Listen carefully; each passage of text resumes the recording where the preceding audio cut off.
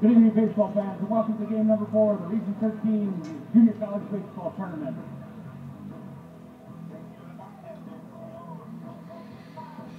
Well, we're about ready to start, ladies and gentlemen, here in the undefeated game of the Region 13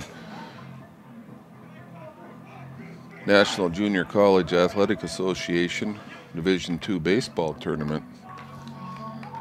This game features the home team on the scoreboard, the Dakota County College. Tonight's games will feature Dakota County Technical College from Roseville, Minnesota as the home team on the scoreboard.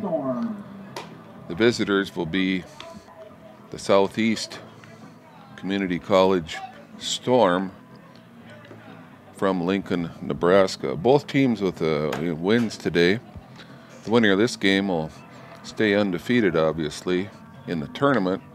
The loser will drop down and play Williston State College, who just defeated Dakota College of Bottineau 3-2 in 10 innings on an exciting steal of home, of all things. I hadn't seen that.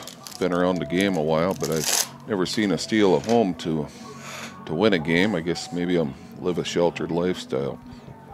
Greg McNary here providing play-by-play of this live feed,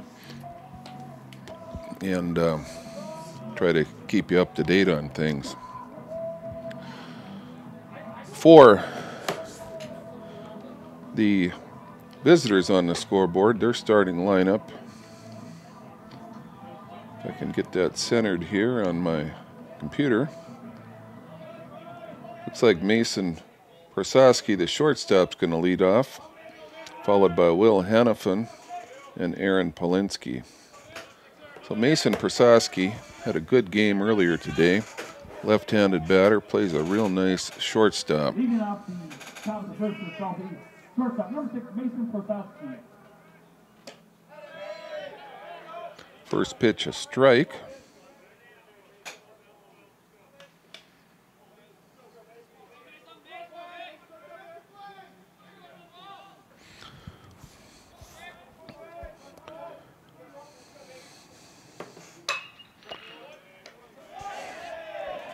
Line shot by Prosaski, and that's speared.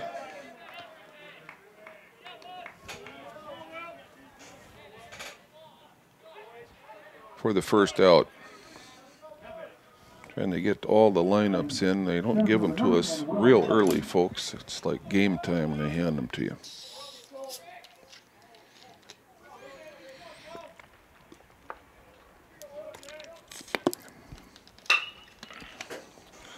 Will Hannafin hits another one to the shortstop. He bobbles it, and that'll be an error on the shortstop.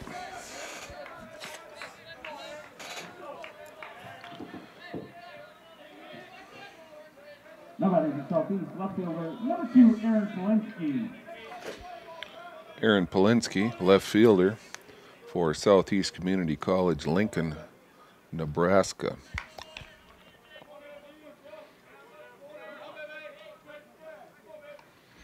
Runner on first, one out here on the top of the first of the undefeated game. Pitch is inside. I'm still trying to get a name on that pitcher. Like I said, we get the lineups passed up here about 5 minutes before game time, so it's real difficult to get everything written in for you folks. We kind of do it as the game goes along and provide you what information we can. Polinsky sends a blooper out into right center field, and that drops in for a base hit.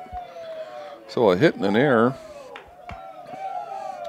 and Southeast Community College is in business here with a budding rally. Number 21, Chris Cornish. Cornish the hitter now.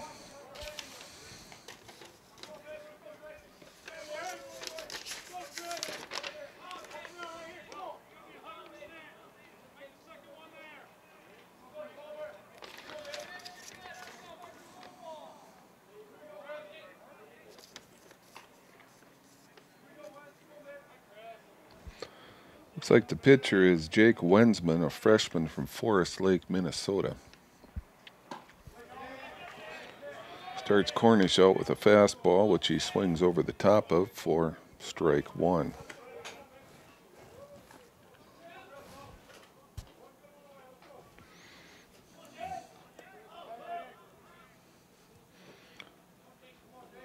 Lensman taking a long look in.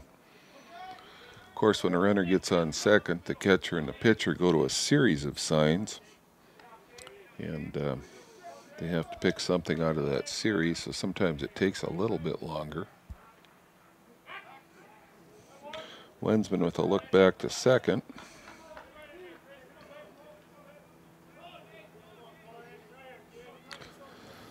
So Lensman facing the cleanup hitter for Southeast Community College, Chris Cornish. Chris sends a ball to second base, could be a double play. Second to short to first, and that's the inning. Tailor-made double play by Chris Cornish.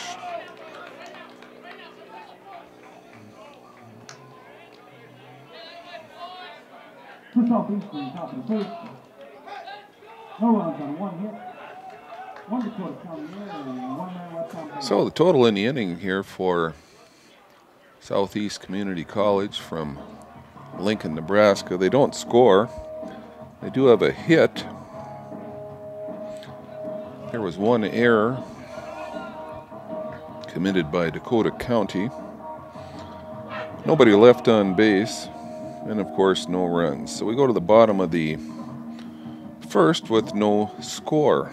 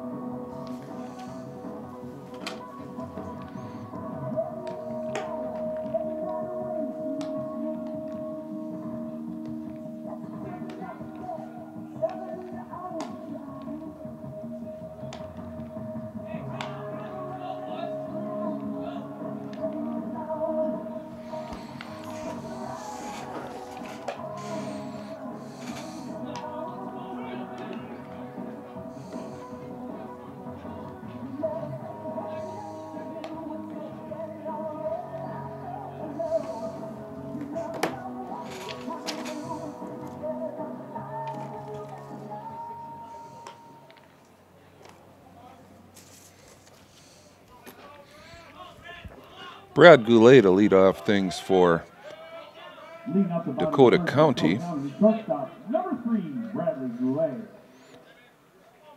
Goulet had a real nice ball game against the Tetons from Williston earlier today, and plays a pretty good shortstop. Goulet sends the first pitch deep into the right center field gap, and that ball is caught by the right fielder. What a play! Right fielder Alec Lee. Alec Lee having himself a tournament. He homered earlier in this tournament, but Goulet, I think, was looking at 3 there if he misses that baseball. Now batting right fielder, number 5, Dylan Bergstead. So 1 pitch, 1 out. That'll bring up Dylan Bergstead.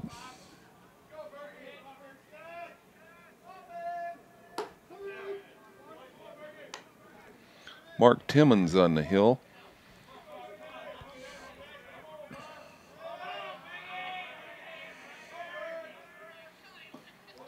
Timmons throws just a little bit across his body, not a whole lot. That'll create some nice movement.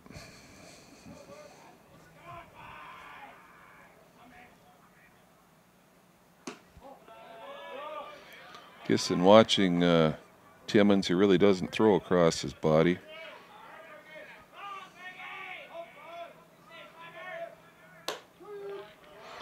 Well, the count goes to 2-2 now on Bergstead. Cody Grunhagen due to bat next.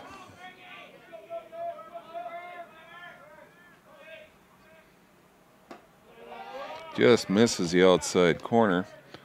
Count goes to 3 balls, 2 strikes on Dylan Bergstead.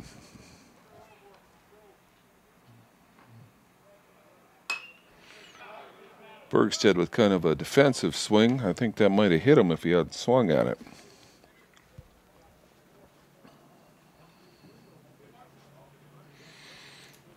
So Timmons with the pitch, and that ball comes in high. So Bergstead's on with a first inning walk.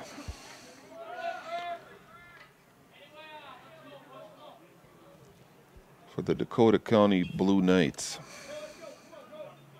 Now batting designated hitter, number 10, Cody Grunhagen. Number 3 hitter in the order now for the Blue Knights, Cody Grunhagen. Big left-handed hitter, as you can see. Timmons momentarily lost his control. He was sure sharp on the first hitter, Goulet. Of course, he swung at the first pitch, but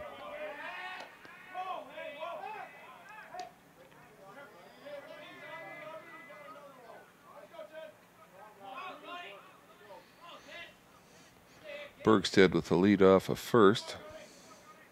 Grunhagen sends a ground ball to right field. And that's a base hit. Bergstead wanted to go to third, but that ball came up nicely to Alec Lee out there in right field. And I think he would have thrown him out by quite a ways had he decided to go. Dakota County. Left fielder, number 44, Nolan Byer. Nolan Byer, the hitter now for the Blue Knights. Cleanup hitter in the order. He's got runners on at first and second. A good RBI situation here for him.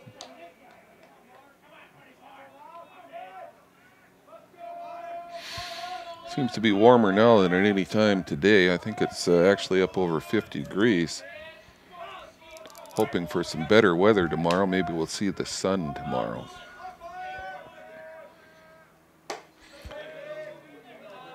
That ball into their Byer's chin. Counts 2-0. Timeout called. Timmons can't afford to get behind hitters 2-0, 3-1. Eventually they'll force you to pay the price.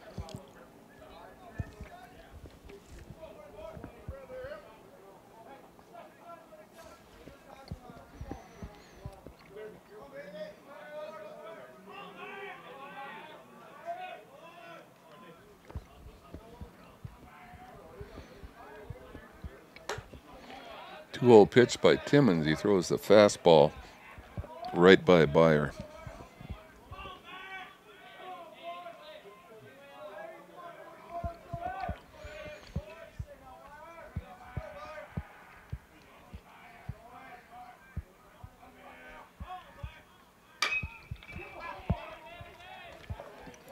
Byer falls one off his foot. Can't feel too good this kind of weather.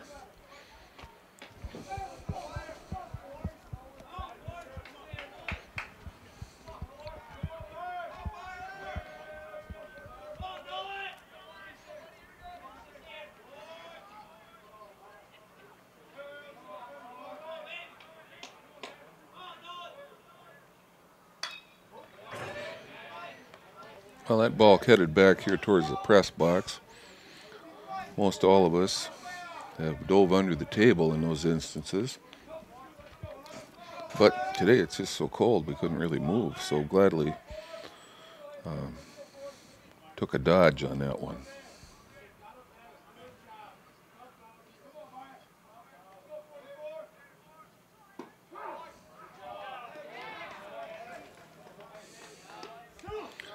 Byer called out on strikes.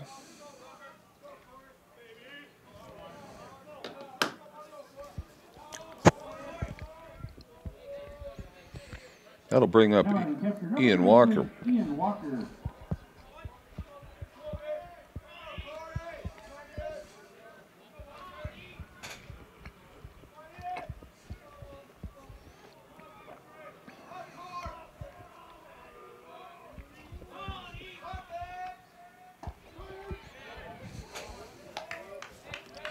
Timmons drops a curveball in there for strike one.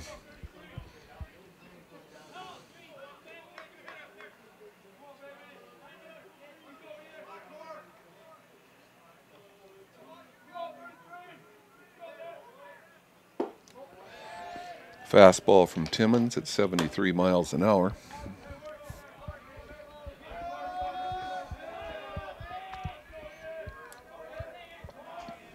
Walker, a good-looking catcher for the Blue Knights. 1 ball and 1 strike, 2 outs, runners on first and second. Base hit up the middle. That could play to run. First, center fielder comes up throwing and short hops the catcher. So, run scoring single for Ian Walker. It's a good throw, but it kind of short hopped the catcher right at the end, and it was really tough to handle. Handcuffed him. Trent Friedenberg to hit now for the Blue Knights. Now that is the Dakota County first baseman, number 4, Trent Friedenberg.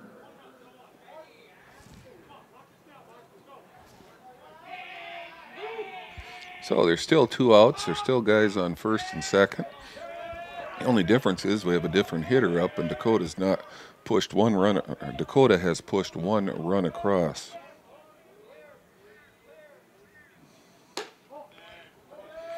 First pitch is a ball to Friedenberg.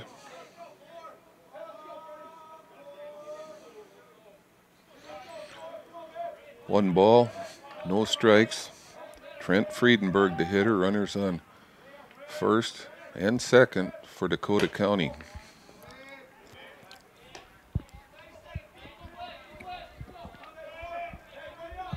Count goes to 2-0 to Friedenberg. Highly favorable hitters count.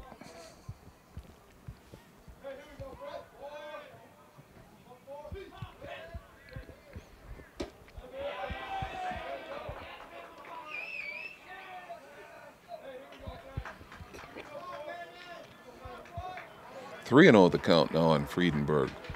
Be interesting to see if he has the take sign or if he can hit away. Strike called on Friedenberg. Takes the count to 3 balls and 1 strike.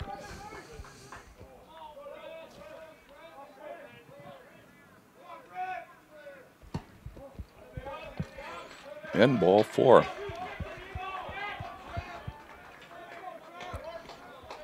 So Mark Timmons has walked the bases loaded.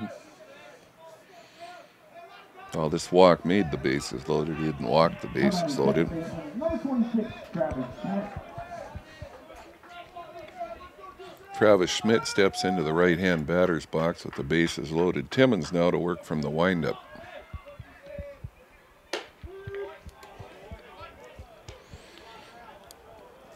Timmons gets ahead for the first time in the baseball game. That's his first pitch strike.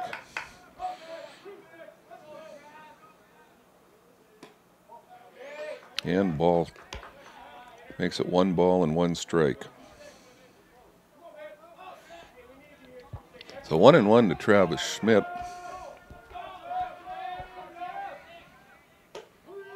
Nice off-speed pitch of some kind there. Didn't really recognize the spin. Hard to see the spin from up here. You kind of go on more on what the ball does, but I think it may just have been a straight changeup. 1 ball and 2 strikes to Schmidt. Here's a ground ball hit to the third baseman. Makes a fine play to end the inning. But the Dakota County Technical College Blue Knights, they hang a run up on the board in the first inning on 1 run on 2 hits. There were no errors. 3 men left on base. And 1 run in for the Dakota County Knights, and that was an earned run. So after 1 inning complete, we have Southeast Community College Storm 0, the Dakota County Technical College Blue Knights 1. In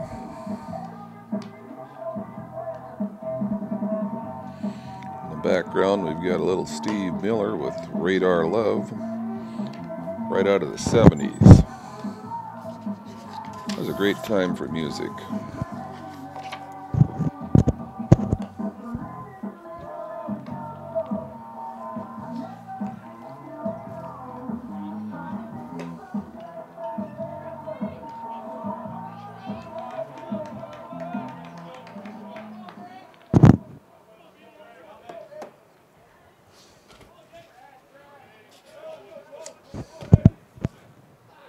Leading up the top of the second for Southeast. Third baseman, number 4, Brenton Davis. Brenton Davis, the hitter, he made a real nice play to end the last inning. Had to charge a ground ball, and he made a nice across-the-body throw to retire the hitter. First pitch from Jake Wensman in there for a strike.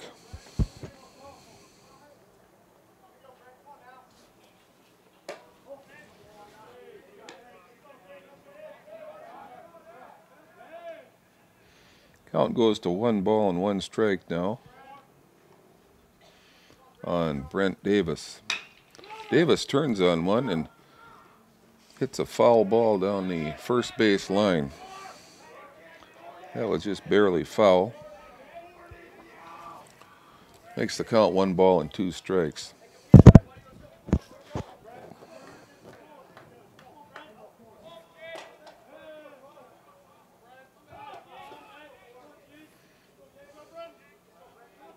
So 1-2 pitch. Nobody on, nobody out. And Davis spoils that one.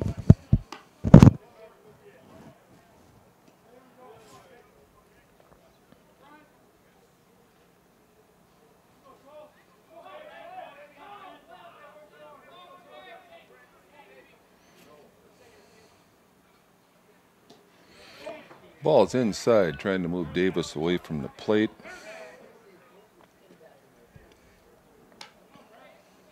Makes the count 2 balls, 2 strikes.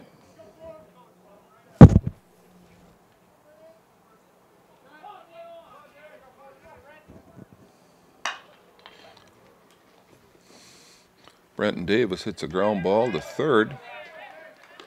Close play at first, but he is out.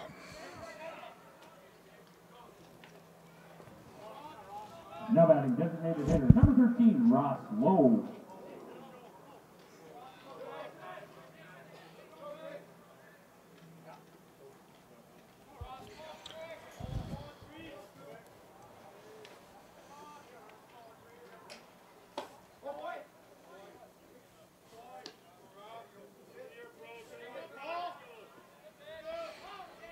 So the first pitch to Lowe is a ball.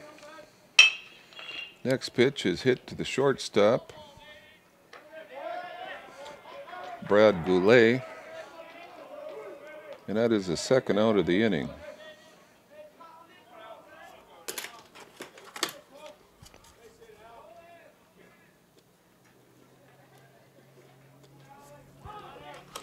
Alec Lee is up. Alec homered in the first game today against the Williston Tetons.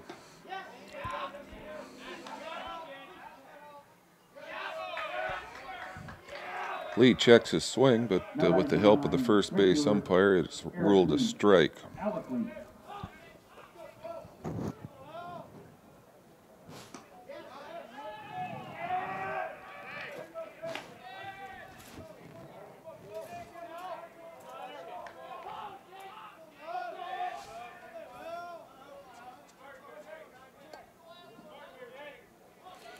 So with an 0-2 count, here's the pitch.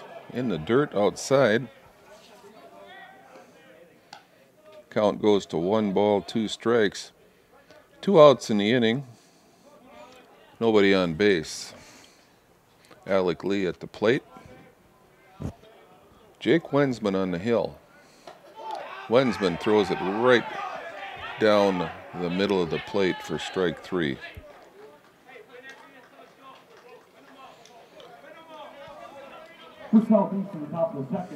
So for the Storm, no runs, no hits, no errors. Nobody left on base. Their total is after 2 times at bat. They haven't scored. They have 1 hit. And they left a man on... Nope, nobody left on base. The 1 base runner was erased with a double play.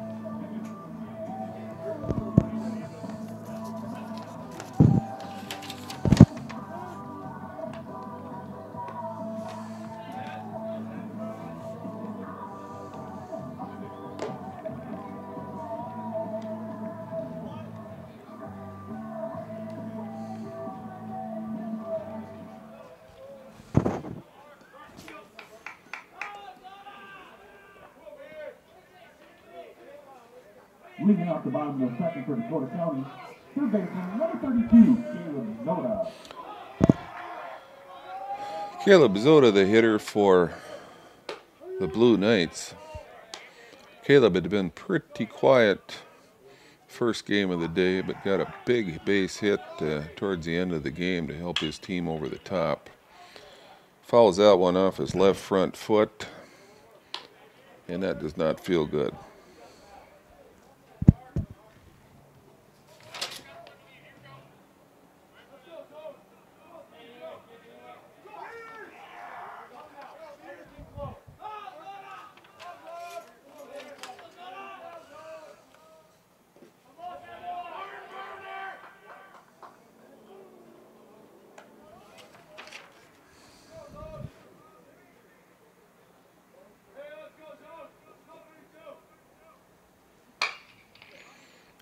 Ball's hit right on the button on one hop over to Brenton Davis at third base. Throws over to Chris Cornish for the first out. So Zoda hits it right on the button, but now batting for Dakota County, center fielder, number 34, Clayton Harris. Clayton Harris, the hitter. Clayton threw a real nice ball game earlier today.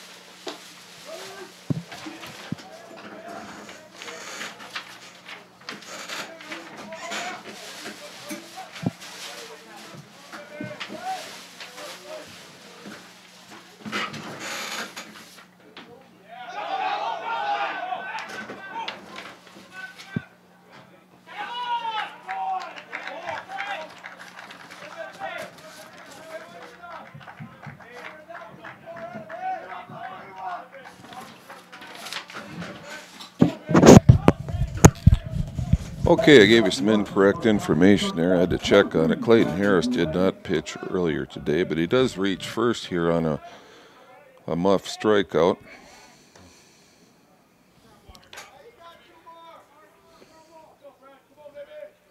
So Brad Goulet, the hitter now for the Blue Knights. Brad flew out to right on a real nice play by the right fielder, Alec Lee, earlier today to lead off the game, I guess. That's a ball. If Lee doesn't catch it, Goulet might still be running.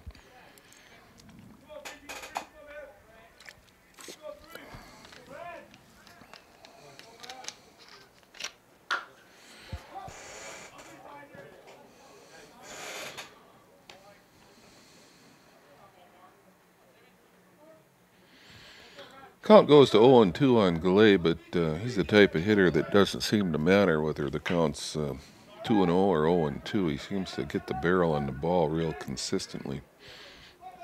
I think out of the hitters I've seen today in the tournament, I'd probably rate him in the top 3 in terms of bat control and squaring the ball up consistently. Seems to have good power to all fields as well. So the count's 0-2. Harris off of first base, and Goulet spoils another one.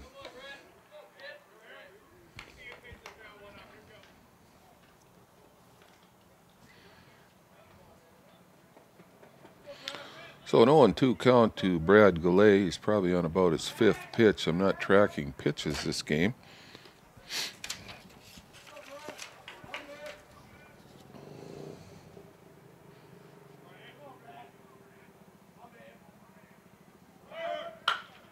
Oh, Goulet sends a screamer into the left center field, and it drops in there for a base hit. Clayton Harris off on the crack of the bat makes it all the way to third base. Looked like he started early, like it was a possible hit and run. Goulet just keeps hitting base hits. Number 5, Dylan Bergstead. Bergstead, the hitter now for the Dakota County Blue Knights. Bergstead walked his first time up, came around to score on a base hit by Ian Walker. Runners on the corners now for the Dakota County Blue Knights. 1 out, 2 men on. Brad Goulet at first base, Clayton Harris third base. Wouldn't be surprised if Goulet takes off here at some point. He's awful fast. But he stayed there for a reason. I believe his coach kept him at first base to keep that hole in right field open. When you hold the runner on, of course, the first baseman has to stand next to the bag, as you know, and that creates quite a big hole over there. Real nice piece of hitting by Dylan Bergstead. Cody Grunhagen, the hitter, and he singled the first time up. Shot one through the ground ball through the infield into right field between first base and second base. And he does so again. This one's knocked down by first baseman Cornish, and he doesn't panic, nor does the pitcher Timmons. And Cornish flips the ball to Timmons on the force play. 1-3 for 2 outs. So that was a nice play by Cornish. Of course, the run scores on that play. That makes it a 2-0 game in favor of the Dakota County Blue Knights. Cleanup hitter Nolan Byers up now. Byer, a left fielder by trade. Struck out looking the first time up.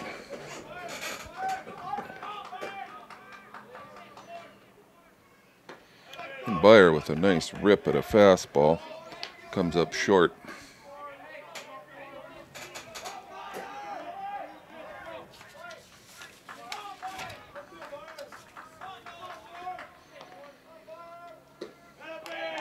And Byer, fooled on a breaking pitch, strikes out swinging to end the inning.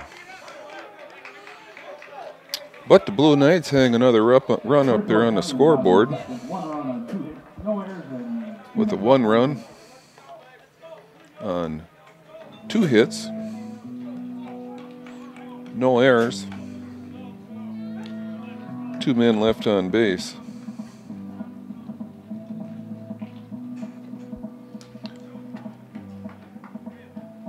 After 2 complete, it's the Dakota County Blue Knights 2 runs, 4 hits, and 1 error, and the Southeast Community College Storm 0.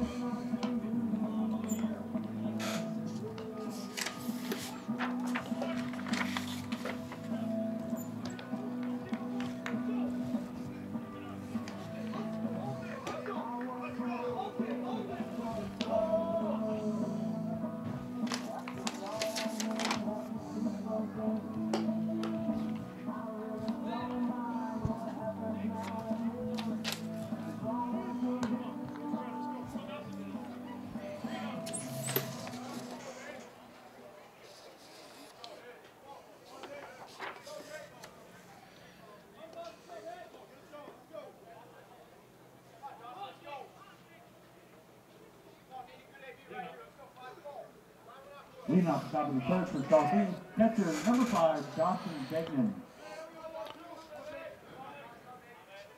Dawson Dagan leads off for Southeast Community College. First time to the plate for him. Dawson, a nice defensive catcher. Seen him play 2 games now.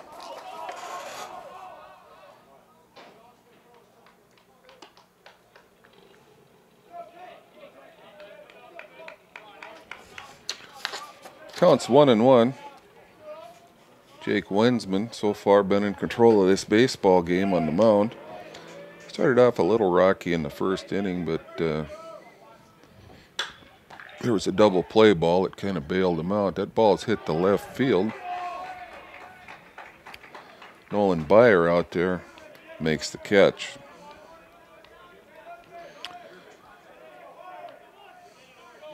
Now batting second baseman number 12, Trevor Jervik. So Jake Wensman's retired 5 batters in a row, and that'll bring the number 9 hitter in the order, Trevor Jervik, to the plate.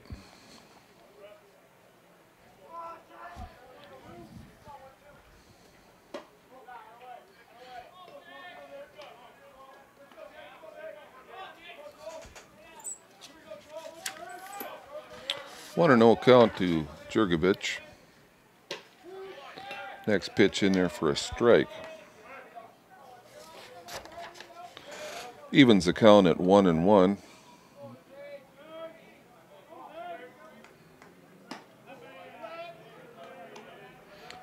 Next pitch misses for ball 2. Takes the count to 2-1.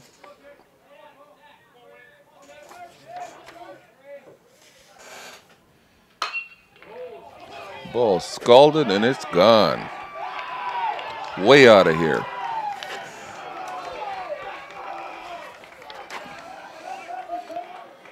Trevor Jervik, the number 9 hitter in the order, ahead on the count, waited for a fastball, got it, and he didn't miss it. Ball hit well over the left field wall, and Lincoln is on the board. Southeast Community College, Lincoln, Nebraska. Back to the top of the order for Southeast, shortstop number 6, Mason Klosowski.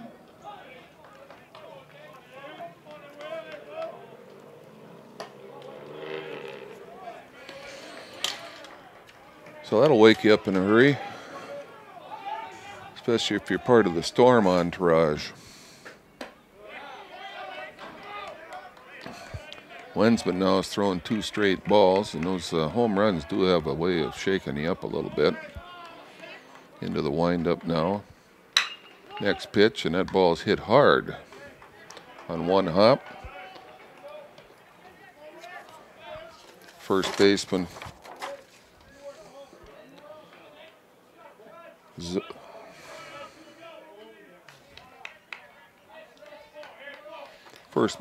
unassisted. So 2 outs now and a run in. Will Hannafin up. Will reached on an error last time.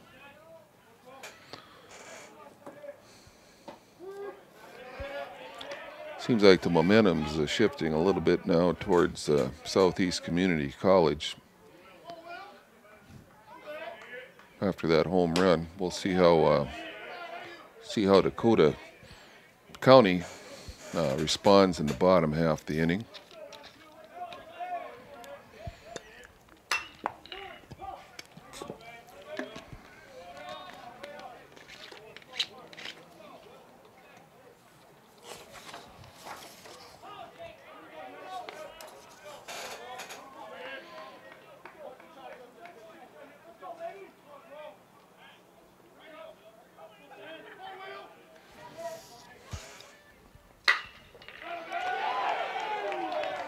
Will Hannafin turns on that ball, hits an absolute bullet by the third baseman.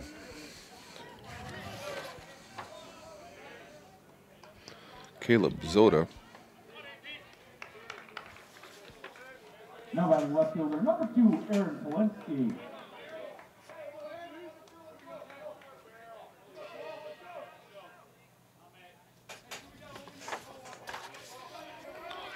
That'll bring to the plate Aaron Polensky. Aaron got a base hit his first time up, then was part of a 4-6-3 double play a little bit later.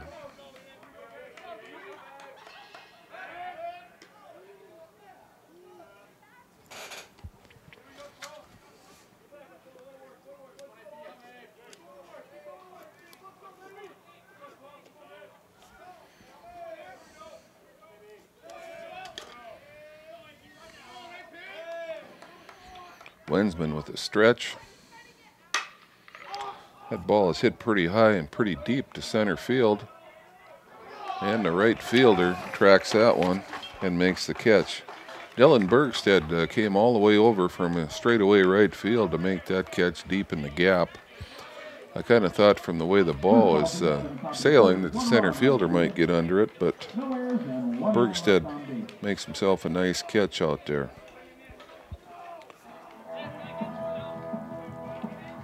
For the Storm, they score a run on one hit. There were no errors, and the hit was a home run by Trevor Jurgovich. Nobody left on base, and that's their first run of the game, and it's also earned. So totals for them after 3 trips to the home plate to hit, 1 run on 2 hits.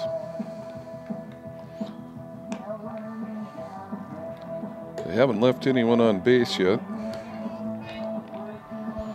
And like we stated, they do have 1 earned run now. So after 2.5 innings of play, it's Dakota County Technical College from Rosemont, Minnesota, 2 Southeast Community College from Lincoln, Nebraska, 1.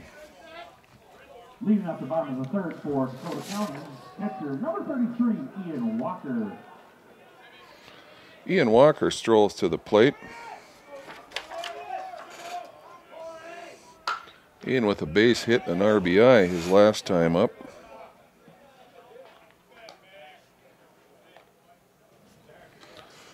Walker, overall a pretty impressive player.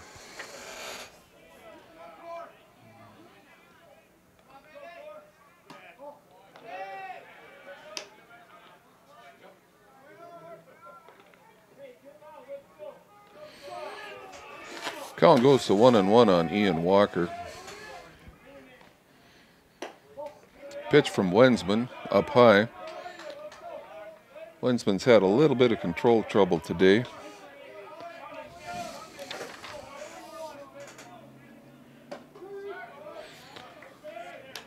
I think that is looking to be behind him now. Sometimes it takes a little bit, you get a little bit of nerves in a big game like this. Walker sends a ground ball to first base. And nice play there. Chris Cornish flips to Mark Timmons for the out. Plays like that sometimes relax a pitcher too if they make a nice play like that. I mean, that play looks easy to the average baseball fan, but couldn't be further from the truth. So many things have to go right for that play to work.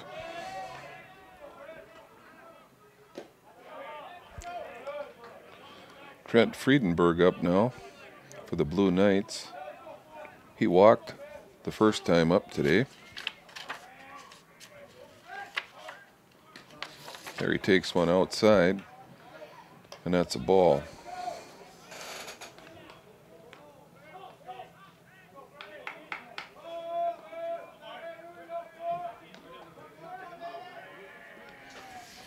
So the count's 2-0 here.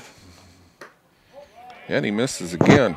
Just when I talk about him gaining control of his control, he seems to have left him again for a while, although he's not missing by much. And the pitch from Timmons. Strike right down the middle.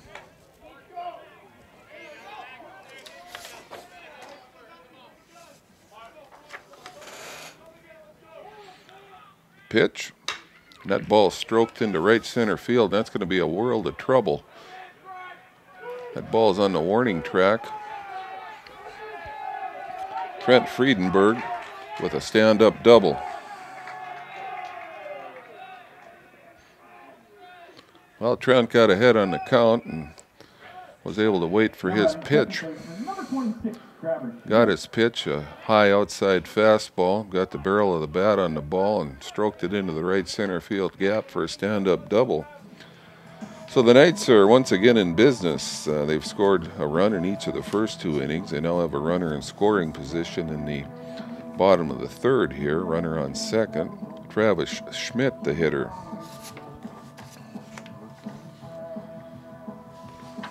conference on the mound.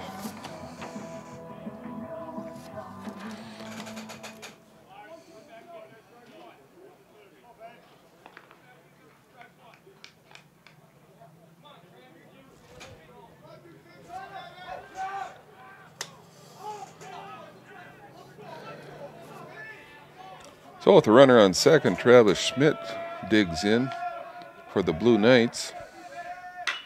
Schmidt pulls one foul down the left field line. A couple of the Blue Knights from the bench are down there chasing that one down, having fun, trying to stay warm, I think, as well. Although it's warmer right now than it's been all day, it actually feels somewhat temperate.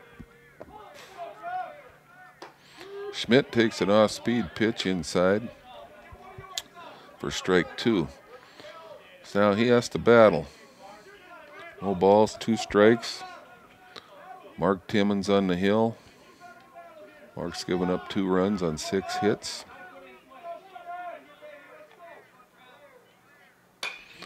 And Schmidt lines one down the left field line, and that's just foul. Off the bat, it looked like maybe that would stay fair, but it landed a full 10 or 12 feet foul. Schmidt hit the ball hard, though. Of course, anything hit to the outfield on the ground, I think, will score a run. They'll have an excellent chance anyway.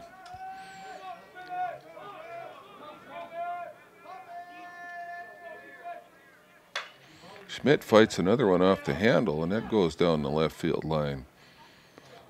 So Schmidt really battling the pitcher, Timmons, and he's also battling the left field line.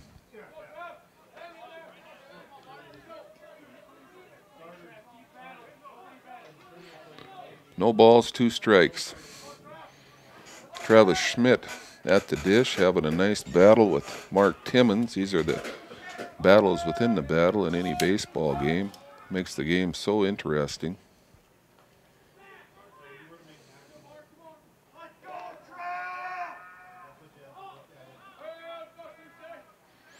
No ball, 2 strike count. Travis Schmidt. Mark Timmons trying to figure out a way to get that 3rd strike. And Schmidt sends another long one down the line. He hit that about 300 feet foul. Landed in a pile of clay down the left field line.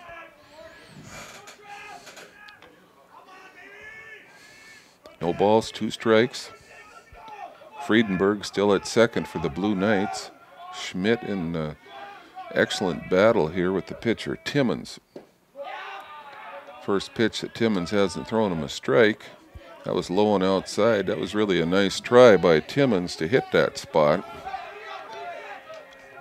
Schmidt seems like a pull hitter, and sometimes if you try to pull that outside pitch, you'll roll it over for a ground ball.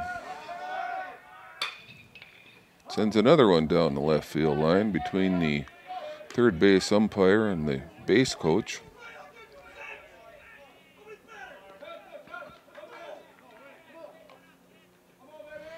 One ball, 2 strikes. Timmons into the stretch.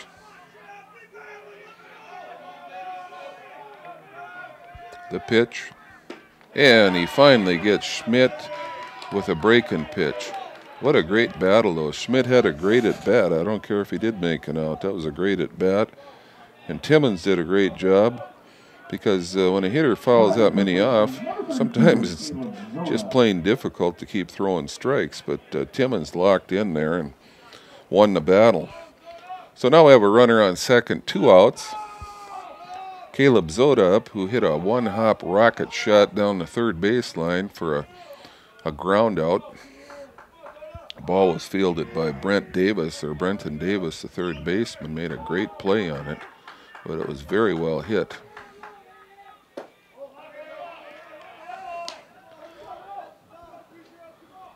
Zoda takes the first pitch for ball 1. Timmons into the stretch. Checks the runner at second, comes home. And that ball is hit. It's a blooper to the shortstop. and it's just off the tip of his glove, and we got to play at the plate. And Trent Friedenberg comes around to score. Mason Prosaski, the shortstop, did everything he could to get to the baseball, and then when he did, it hit off the tips of his fingers, almost like a snow cone. Dropped in there for I believe what's going to be a base hit, and an RBI for Zoda. So Zoda, who basically got robbed on a blistering shot the first time he was up for an out, kind of hit a blooper this time. Well, they say those things even out, but I don't know that they do. But Zoda will take it. It looks like a line shot in the scorebook. Clayton Harris up. Harris reached and scored last inning. Pardon me. So Dakota County has extended its lead to 3-1 over the Southeast Community College Storm.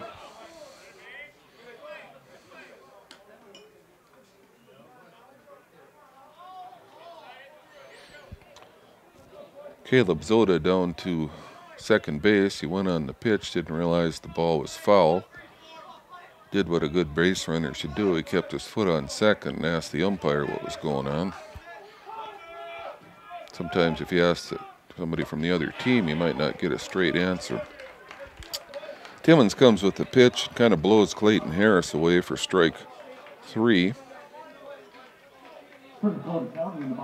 But Dakota County scores again. That's 1 run in each inning so far. Score a run on 2 hits. No errors, and they left a man on. Their total at this point in the game, 3 runs, 7 hits, 1 error. That's after 3 complete innings. Once again, Dakota County, 3 runs, 7 hit, 1 error. Southeast Community College, 1 run, 1 hit, and no errors.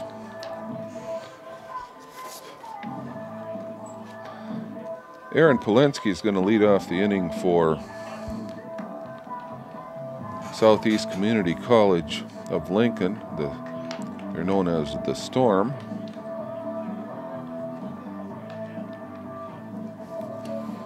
Aaron singled his first time up.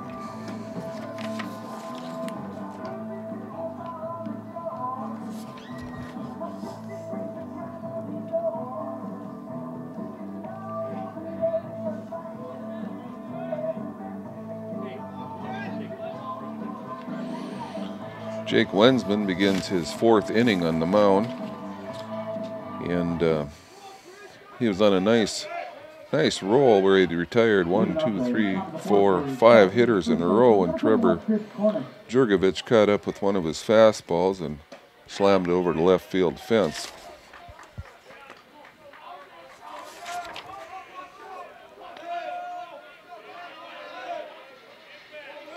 That's Chris Cornish leading off the game. I'm a hitter off here. We're leading off the inning.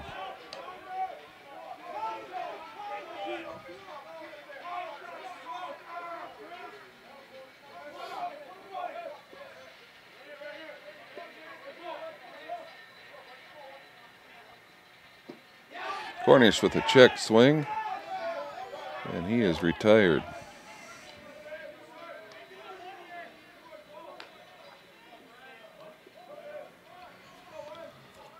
Brenton Davis comes to the plate.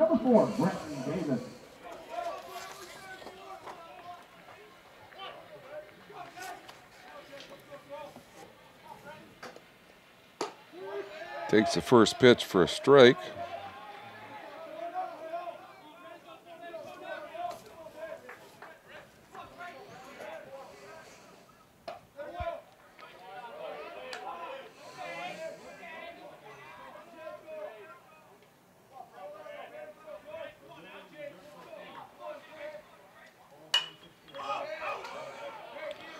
Davis fouls one back.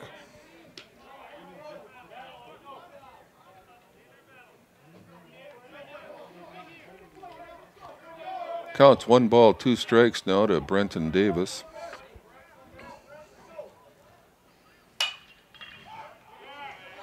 Davis sends one down the left field line. If it stays in, it's probably going to be caught, but did not stay in play. Went out in the bullpen area. Enclosed bullpens in Offutt Stadium down the left field and right field lines are fenced off. Years ago, the fences weren't there. A fielder could actually run in there and catch the ball for an out. Another called strike.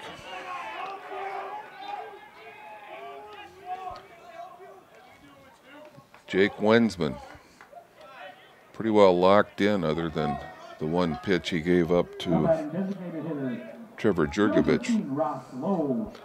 Ross Lowe, the hitter, looking for his first hit of the day. Ross with a swing and a miss. Wensman out on top once again.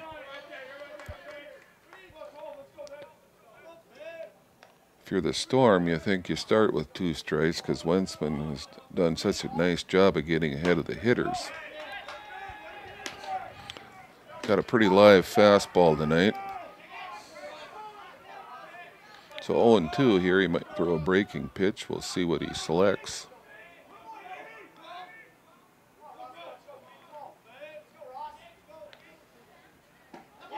Throws a 71-mile curveball. Breaks right over the middle of the plate for strike 3. Wensman really dominating this game so far. No run, no hit, no errors, and nobody left on base.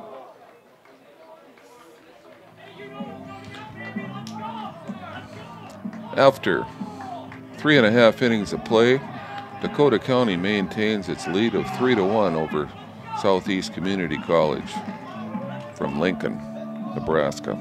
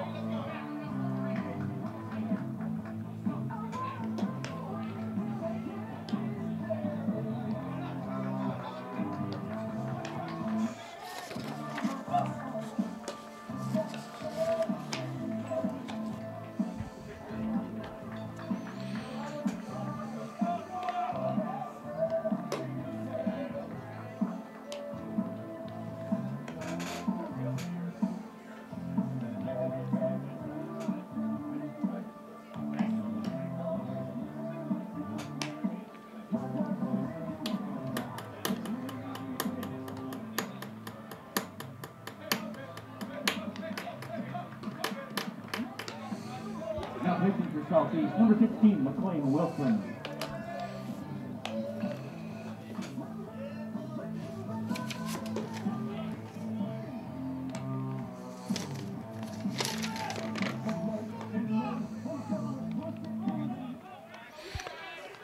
Well, pitching change for Southeast Community College. Now into pitch is McLean Wilson.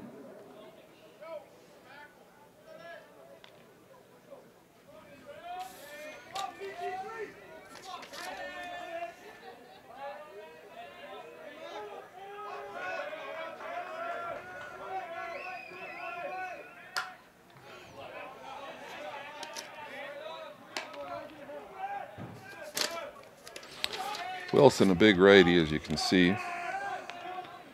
Trying to find some information on him. Number 16, he's a freshman.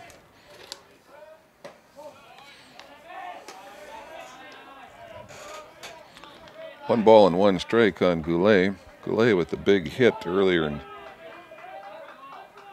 in the game for an RBI. Yeah, McLean Wilson on in relief of Mark Timmons. Mark just seemed to keep working behind the hitters and gave up a run in each of the 3 innings he pitched.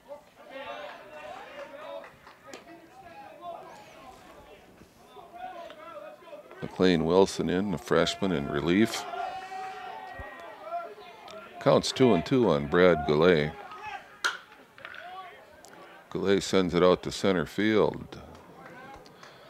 Will Hannafin didn't get a real good read on that right off the bat. Kind of came in and he had to go back at the last minute and catch the baseball. Kind of in that in-between time here where the lights are on. And it's somewhat dark, but there's a time when the lights really don't take effect. And it's hard to pick the baseball up. So we could see problems here for the next half hour or so until it gets a little bit darker.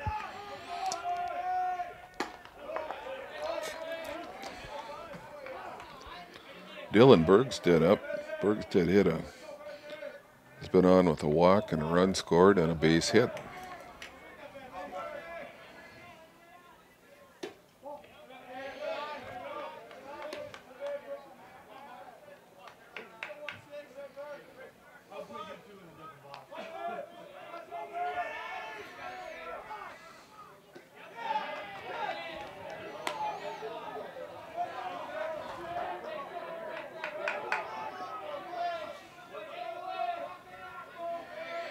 Counts 3-1. And Bergstead picks up his second walk of the baseball game. First walk from McLean Wilson. Now batting for Dakota County, designated hitter, number 10, Cody Grunhagen.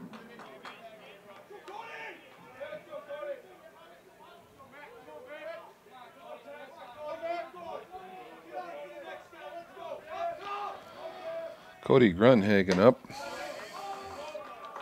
Cody singled in the first, grounded out to the pitcher in the second. One out, we have a runner on first and Dylan Bergstead.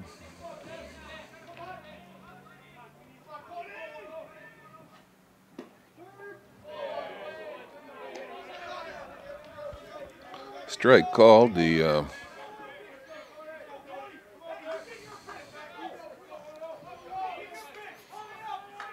fans didn't agree with that call.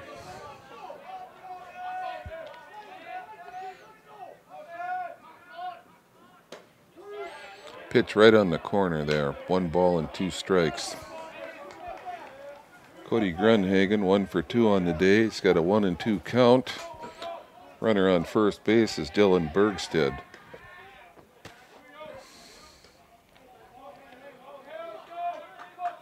Dakota County, they've shown they're not afraid to hit and run even when they're behind in the count.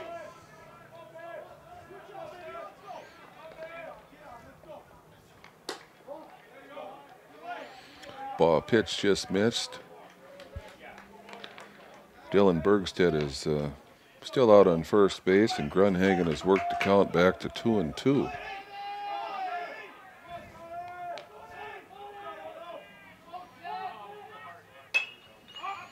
Grunhagen kind of hits that off the end of the bat. Brenton Davis takes charge out there at third base and makes the catch. Davis, a real fine fielding third baseman, seems to be able to make all the plays. Now batting left fielder, number 34, Nolan Byer.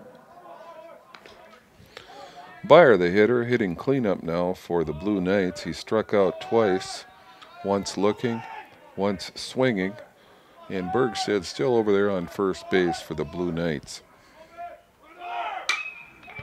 And he's off with the pitch, and that ball is hit well to left center field, but Will Hannafin on his horse with a great jump hauls that one in. So Byer gave it a ride, but Hannafin up to the task and makes the catch out in deep left center field. So for the first time tonight, the Blue Knights are held scoreless in this inning. No runs on no hits, no errors. There was a man left on base, and no earned runs. So for the Blue Knights so far, they have 3 runs on 7 hits. They have committed an error, and they've left 4 men on base. At the end of 4 complete, the Dakota County Blue Knights 3, the Southeast Community College Storm 1.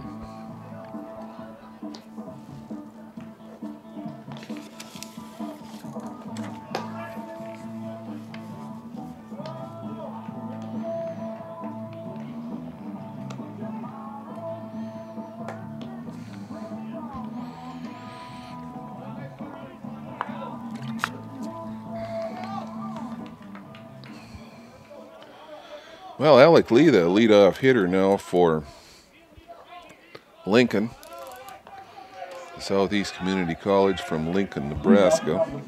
Alex struck out looking. Earlier in the day, he homered.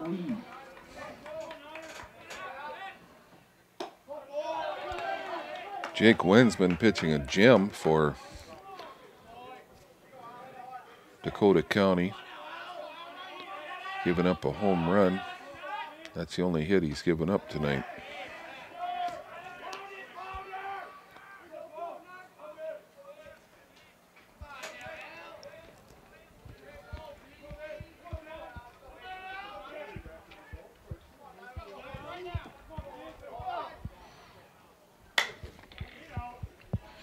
That ball is hit a long ways to left field. It's way back out there, and it's gone. Alec Lee with his first home run of this game, second home run of the day.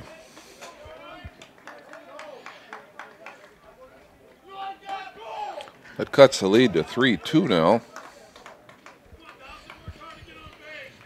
Yeah, that didn't sound really good coming off the bat, but it sure carried. Of course, the wind is down now. The flags in center field are all hanging limp.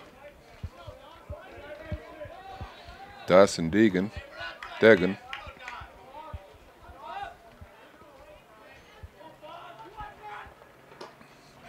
Dawson swings through the ball for one strike.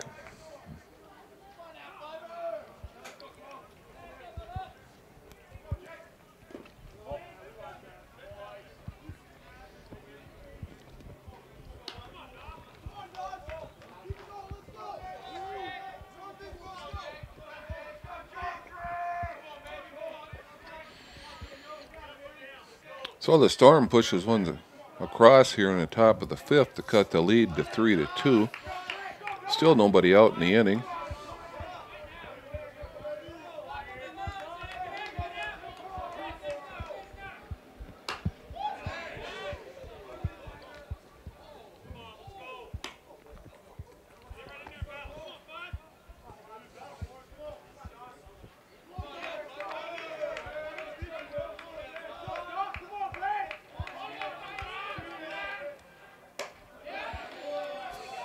Well, like when Jurgovich homered in the third, Wensman was a little rattled for a couple pitches, then he came all the way back and retired the next two hitters. Full count on the catcher, Dawson Deegan. Nobody out. Deegan, the number 8 hitter in the order. Deegan spoils a pretty good looking fastball. May or may not have been a strike on the inside corner, but certainly too close to take.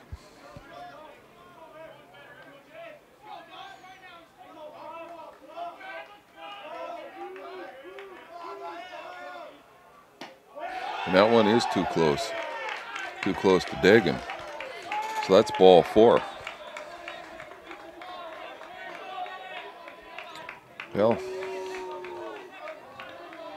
Trevor Jurgovich, the number 9 hitter. Now batting second baseman, number 12, Trevor Jurgovich. We possibly look for a bunt here. Number 9 hitter in the order, although he did homer last time, so he's not your prototypical 9 hitter. He's a big kid. And he does lay a bunt down. Pounced on by Wensman, the pitcher. And Jurgovich gets the job done. So that's a sacrifice bunt, 1-3. The runner Deegan goes to second base. Mason Prasosky, the hitter now. Mason's lined out to shortstop and grounded out to the first baseman unassisted.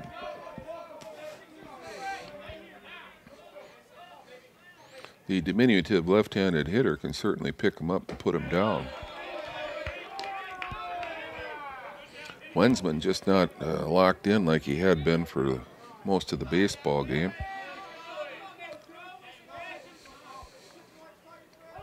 Looking to find his rhythm again. Stretch.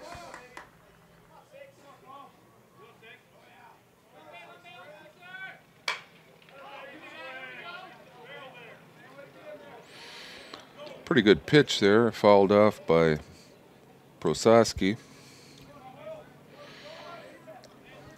Makes the count 1-1.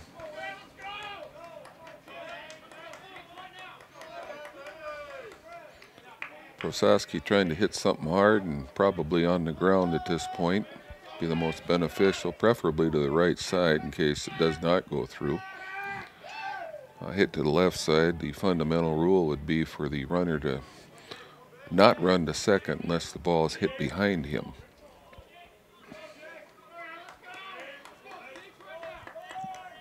Dagan leads off second. Prosaski the hitter, 1-1 count. Prosaski spoils that one. Hits it off on the third base side out into the parking lot. One thing you notice when you move up to this college level is they foul a whole lot more balls off than high school kids foul off.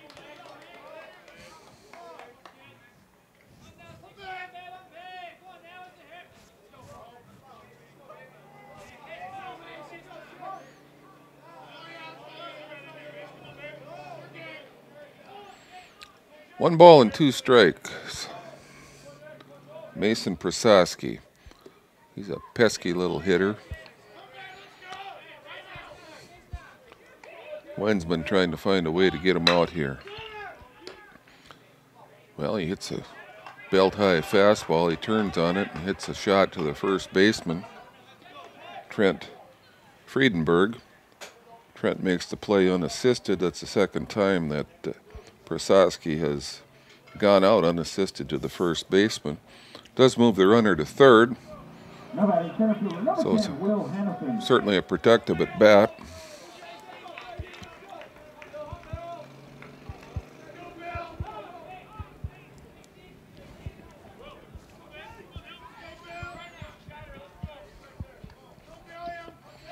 Will Hannafin reached on an error and flew out to right field and has really tracked some balls out in center field tonight for Southeast.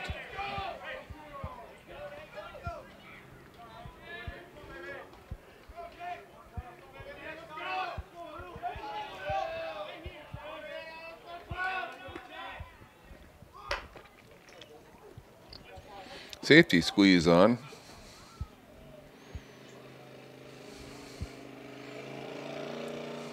And Hannafin did the right thing there. You want to put that down the line if you can.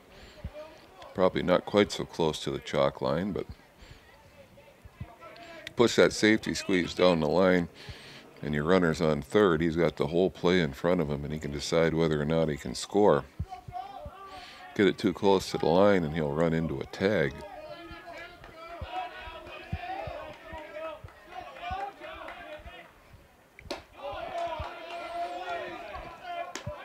Lensman throws one up high. That runs the count to 2-1 on Will Hannafin.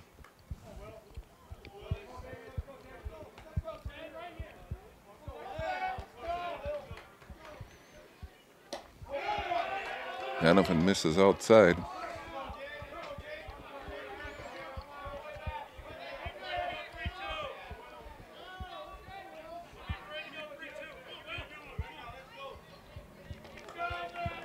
Three-1 count now to Will Hannafin, the center fielder. Runner on third, 2 outs. And the ball's fouled back by Hannafin. I didn't really hear it, but nobody argued on that.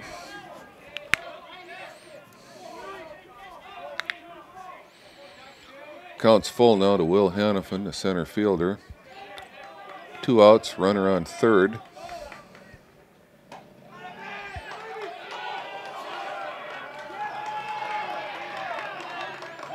Hannafin draws a walk.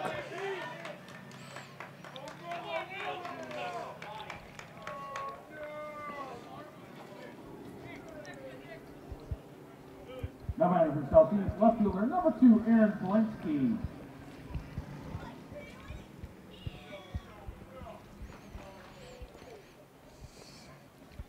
Ian Walker, the catcher, had looked back at the umpire after that ball call to walk the hitter, which to me was clearly inside. So during this conference, the umpire made sure he had a little talk with Ian Walker. You're not going to let some 19 or 20-year-old kid show you up as an umpire when you've been in this business for 10, 15, 20 years. He may think he knows the strike zone as a catcher, but there's a respect issue. You're to respect your elders, you respect the officials. It's written right into the NCAA rules. That was a close pitch, but it was clearly a ball.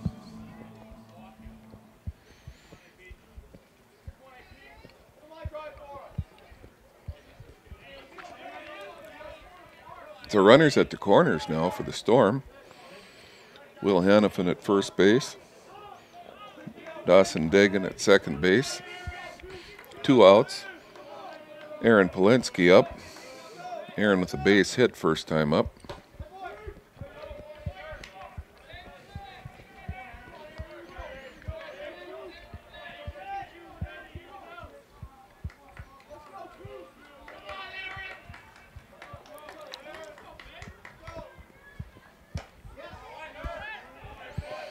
Polinsky fooled by the sweeping breaking ball. Runs the count to 0-2. Wensman's been having a little bit of trouble finishing guys off this inning.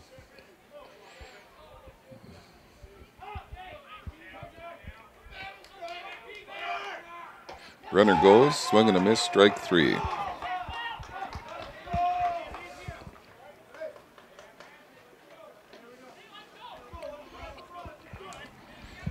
For the Storm, they come up with a run.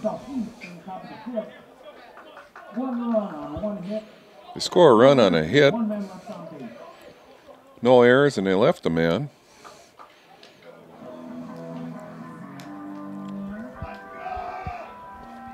And they increase their run total to 2.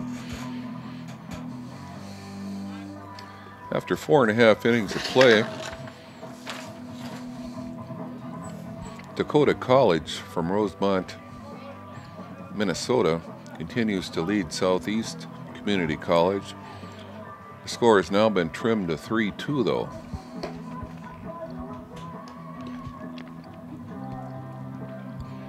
Ian Walker is going to lead off the bottom of the 5th for the Blue Knights. Walker has singled, knocked in a run, and he grounded out to first base earlier.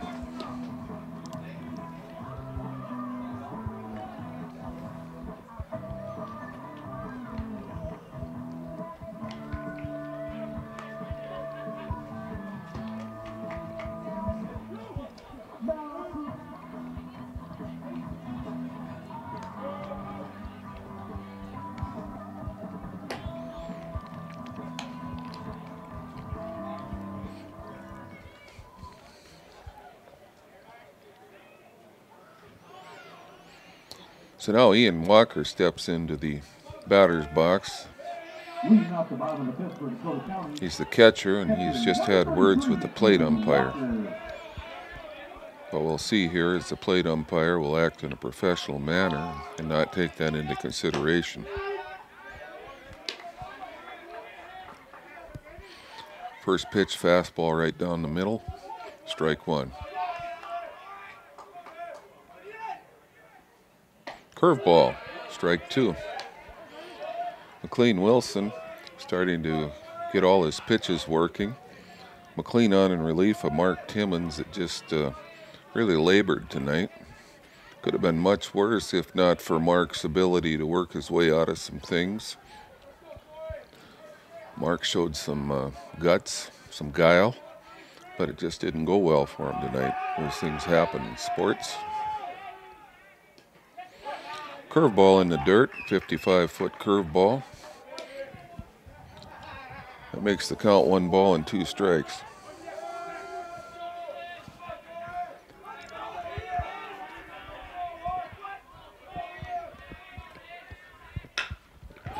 And we have a ground ball hit to the third baseman, Brent Davis. Makes another nice play for the out.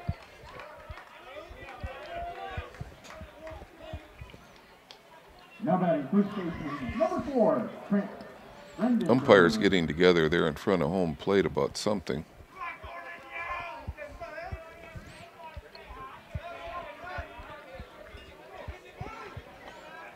Not sure what it is, but they have their eye on something now. So Walker grounds out third to first for the first out.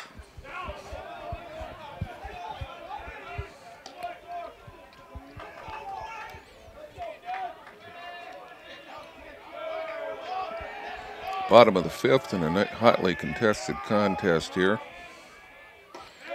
62-mile-an-hour curveball by McLean Wilson for strike. 1 ball and 1 strike. Wilson into the windup, throws another curveball. That ball wraps around the plate for a ball.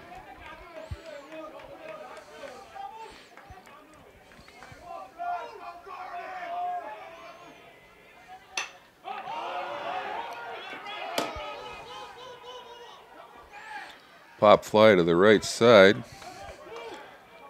Second baseman Trevor Jurgovich takes charge and makes the play. Now batting for Dakota County, second baseman, number 26, Travis Schmidt. Travis Schmidt steps into the box. Travis is 0 for 2 with a strikeout swinging. He also grounded out to third. Schmidt seems to be pretty much a dead pull hitter. He had a long at bat last inning, last time he was up when Mark Timmons was still pitching.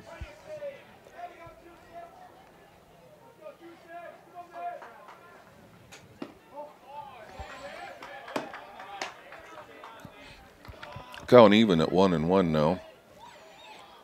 Travis Schmidt, in that strikeout earlier, he still had a great at bat. He fouled a lot of pitches off, squared a lot of balls up, but they just went foul.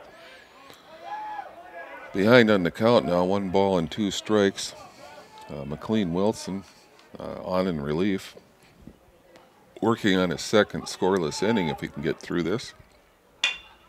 Ground ball hit out to the shortstop, Prasowski. Over to first for the out. And that's the end of the 5th inning. No runs, no hits, no errors, and nobody left on base.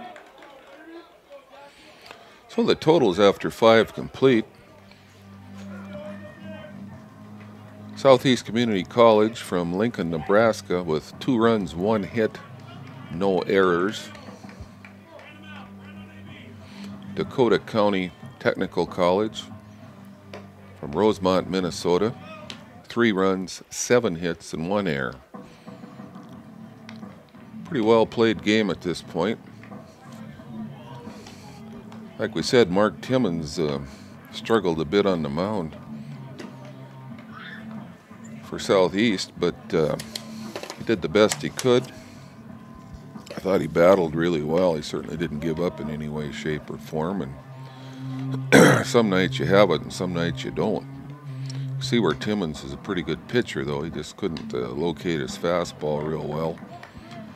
If you can't get that pitch over, then you're kind of sunk, especially when you get to this level of play. Well, Chris Cornish stepping to the plate for the Storm. For Southeast, first baseman, number 21, Chris Cornish. Chris has struck out in his last at bat.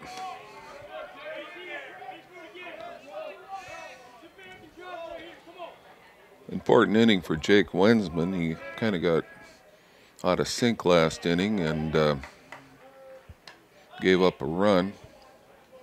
And he'd like to get back in a groove. He'd been kind of dominating things, but he gave up a home run to Alec Lee, and that kind of rattled him a little bit. Had a couple more base runners, but being the competitor that he is, he figured out a way to get through it without giving up any more runs. Count now is 1-2 to Chris Cornish, the big first baseman. Cornish sends one up the middle. That's going to be a tough play. Not so much for Brad Goulet. Galay continues to make all the plays at shortstop for the Blue Knights. Now batting first baseman, number 4, Brenton Davis. Brenton Davis doesn't have a hit tonight, but I'll tell you what, he saved a couple runs at third base with his defense.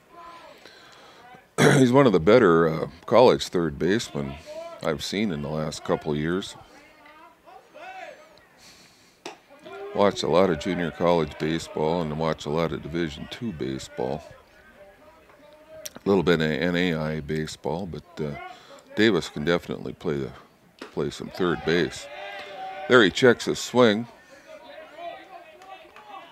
but he went, so it's no balls and 2 strikes. Jake Wensman kind of going through the heart of this order now this inning. Gets number 4 in the order to ground out, gets number 5 in the order to strike out for the second time. Now batting designated hitter, 15, Ross Lowe. Ross Lowe, the hitter now. Ross is 0 for 2 with a strikeout.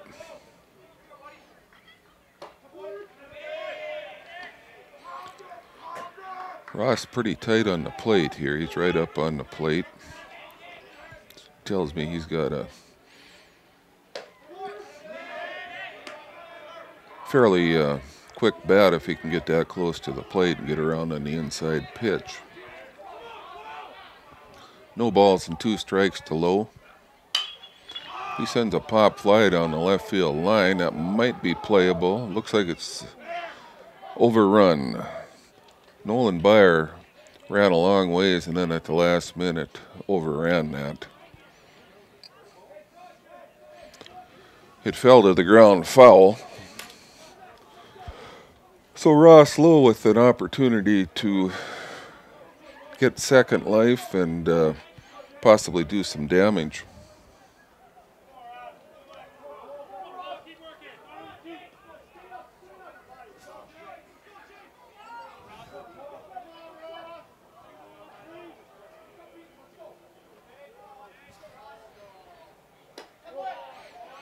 Pitch to Ross Lowe is up high. Makes the count 1 ball and 2 strikes. Ross hanging by a thread a minute ago. Thread is getting woven. It's a little bigger now. Counts now 2-2. So from a thread to a string now for Lowe. 2 balls and 2 strikes.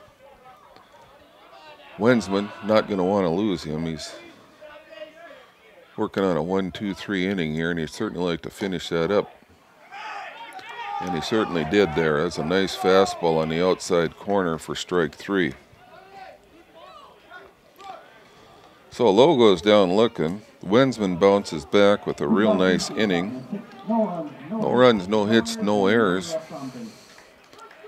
So the totals for Southeast, they continue to have 2 runs on a hit, no errors, while Dakota County out of Rosemont, Minnesota, still has 3 runs, 7 hits, and 1 error.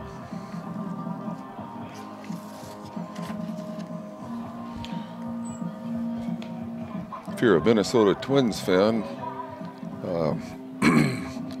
I was just passed a note saying that Brian Dozier has hit a home run to, I don't know if he led off the game. I think he's actually batting in the 2 spot now, but he hit a home run in the first inning to give the Twins a 1-0 lead.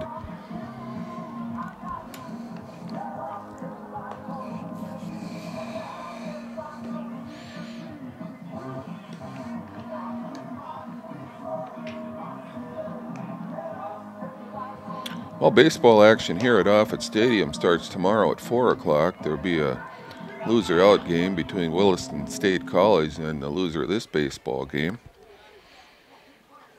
And then the winner of that game will play the winner of this game. If both teams end up with 1 loss at this time tomorrow night, there'll be an extra game at noon on Sunday. McLean Wilson been quite impressive since he's come in. He's retired his last 5 hitters. Caleb Zota, the hitter now for the Blue Knights.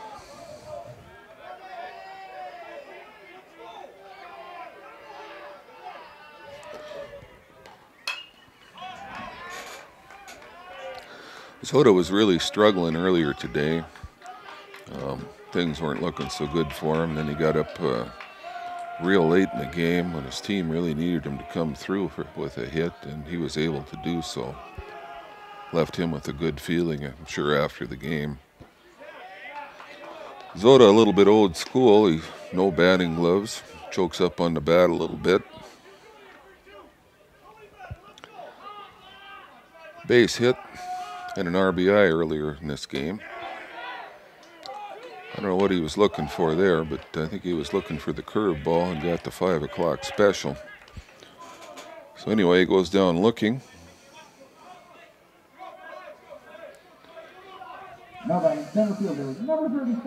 That's McLean Wilson's first strikeout.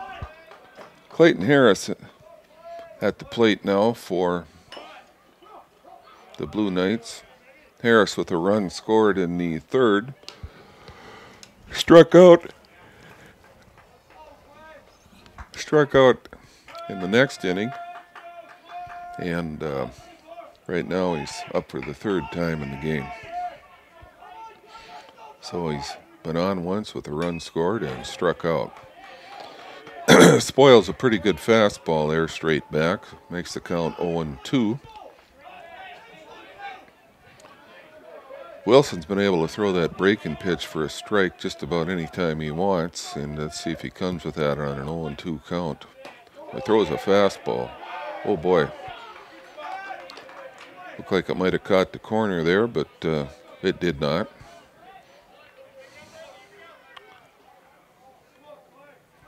One ball and 2 strikes. That ball outside. Dawson Degan going way out to keep that from going back to the backstop. Also gets the blood moving in Dawson's body because it's a little cool tonight. Yeah, that ball right down the middle. Harris didn't like the call, but it looked like it was about knee high right down the middle. So that's the second strikeout, both looking. Wilson with 2 strikeouts now in 2 2/3 innings. Brad Goulet been a tough out for everybody this weekend so far. If I had to pick one hitter to me that's really stood out so far in this tournament in all aspects of the game, it would be Brad Goulet.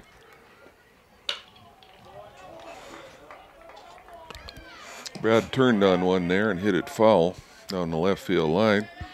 We've seen him pull the ball. We've seen him hit the ball hard to deep right field. We've seen him hit the ball hard to right center. And oh, by the way, yeah, he can run a little bit too. And oh, by the way, he plays a pretty good shortstop.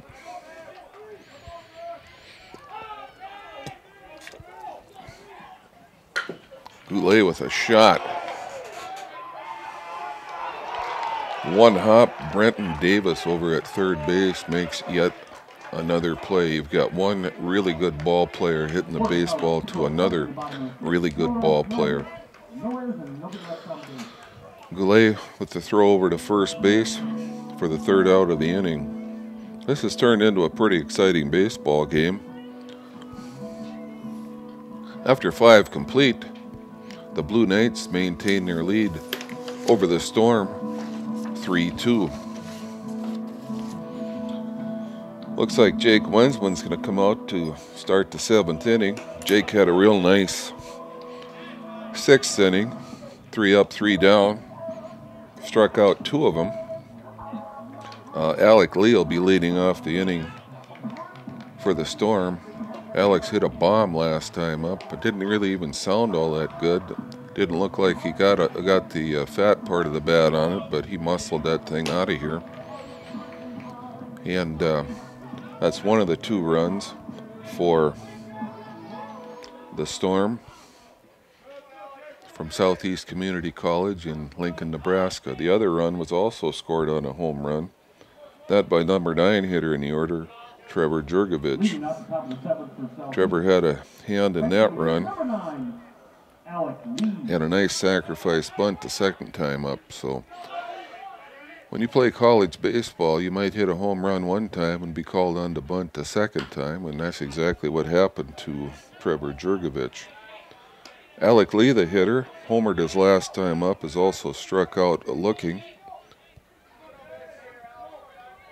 Jake Wensman having a nice night on the hill.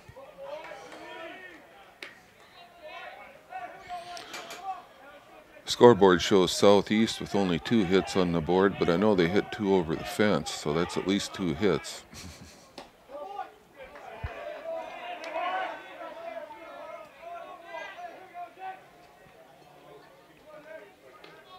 I have them for 3 hits, actually.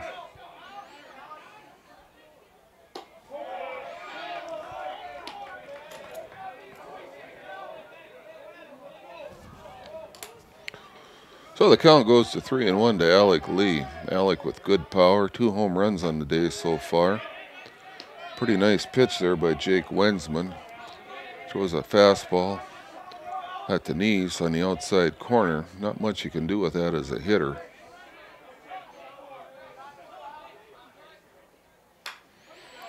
High fastball that may or may not have been a strike. Lee wasn't going to wait around and let the umpire decide for him, so he fouled that one back. Full count, nobody out here. Top of the 7th.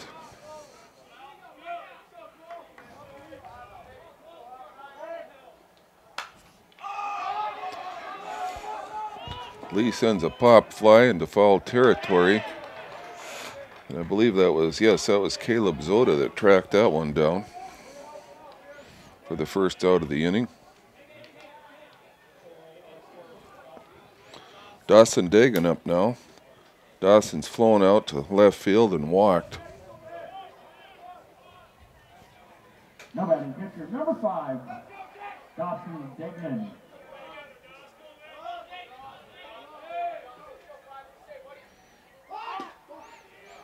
Now Dawson sees the third baseman Zoda playing out pretty close to left field, so he decides to bring him in a little bit.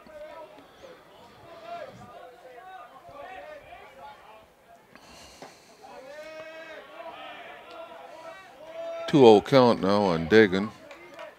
Third baseman is up a little bit further, but I think Dagan just wanted to move him up so he could slap it by him if he could.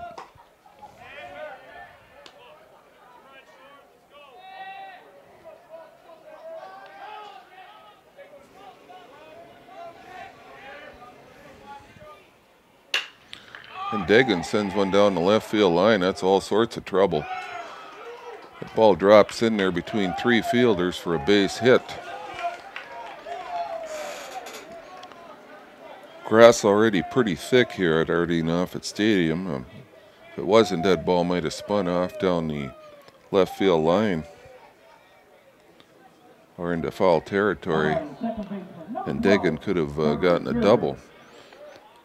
So, who knows? Maybe if Dagan hadn't bunted, that third baseman would have been back far enough to catch that foul or that blooper. Sometimes you just move a guy with that bunt, and it turns out to be good things later on. Who knows if Caleb Zoda would have been in position to catch that ball at third base. There's a screamer hit right over the head of Brad Goulet. Ball was hit a little bit too hard for Dagan to swing around and go to third base. Center fielder Clayton Harris was on that like ticks on a dog and kept the runner from advancing any further. So runners on first and second, 1 out. Go to the top of the order, and Mason Prosaski. Prosaski 0 for 3. He's hit the ball hard twice. Well, actually 3 times. He's grounded out hard to the first baseman twice and hit a line drive to the shortstop Goulet the other time up. Prosaski, a tough man to double up. One of the quicker guys in the tournament. Wensman starting to labor a bit again, and I see there's action down in the Blue Knights bullpen.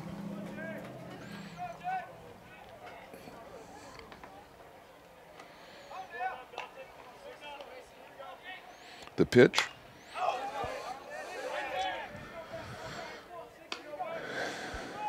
And that's fouled back by Prosaski.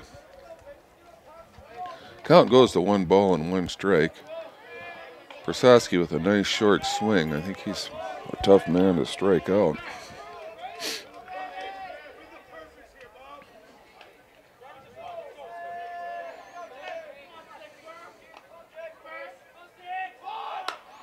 Prosaski bunting for a hit. And that spins foul at the last minute. I tell you what, Jake Wensman took charge there. Zoda kind of blind as to where the line was because he was coming at kind of an angle to pick that baseball up, and you could hear Wensman tell him to let it go. So Wensman lives to battle Prokoski one more time. Excuse me, that's Prosaski.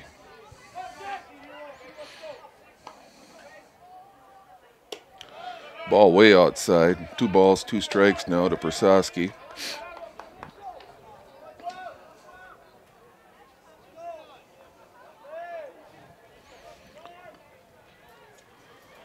Two and two. Runners on first and second. 1 out.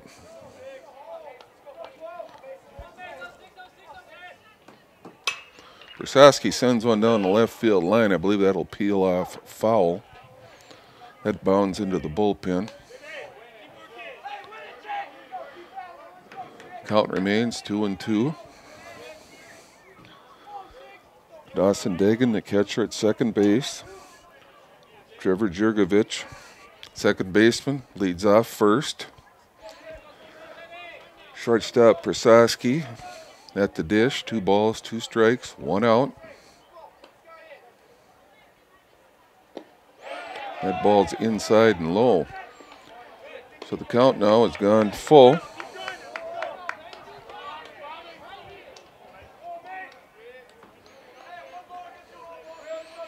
Payoff pitch here. I don't believe he'll start the runners. Got a left-handed hitter up. That's a pretty easy throw down to third base with a left-handed hitter up. Count's full. Payoff pitch to Prosaski. Coming up here.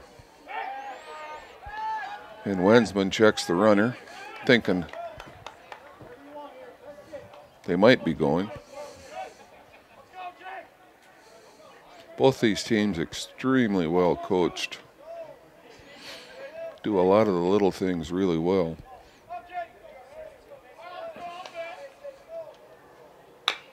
Prosaski sends a bleeder down the first baseline. That's going to be a tough play. Bobbled by Wensman. And we'll see if that's an error or a hit. I don't know if Wensman picks that up if he's able to throw Prosaski out. Prosaski lightning fast, left-handed hitter. Did what he needed to do to put that ball in play. Ran like crazy, and that is going to be ruled a base hit. I just don't think he would have been thrown out regardless. So the sacks are packed now. The storm is brewing.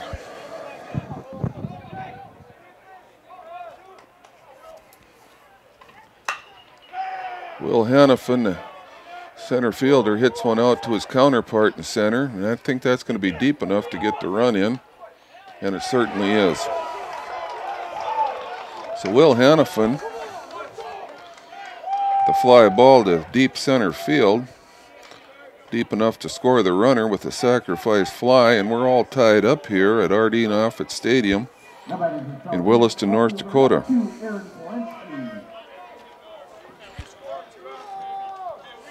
Jake Wensman really deserves a better fate than what he's getting here right now, but at the same time, you've got to give Southeast Community College from Lincoln, Nebraska, a lot of credit for the way they approach the game, the way they battle, the way they grind out their at-bats.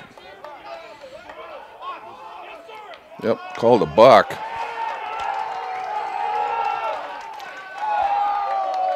Yeah, Wensman kind of made a half-hearted attempt to disengage the rubber there. Didn't fully disengage. He was out of sync there. And the block was called. I think it was the right call. Not that anybody really gives a rip, but so Wensman kind of battling himself a little bit again here. Done a real nice job on the hill tonight. Gotten out of some tough spots. Starts out the number 3 hitter in the order, Aaron Polinsky, playing left field. Starts him out with a strike. Aaron with a base hit in the first. He struck out in the 5th.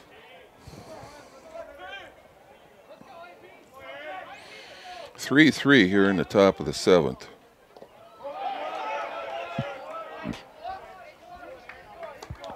Base hit by Polinsky could put the Storm up by 2 and would put them up by at least 1.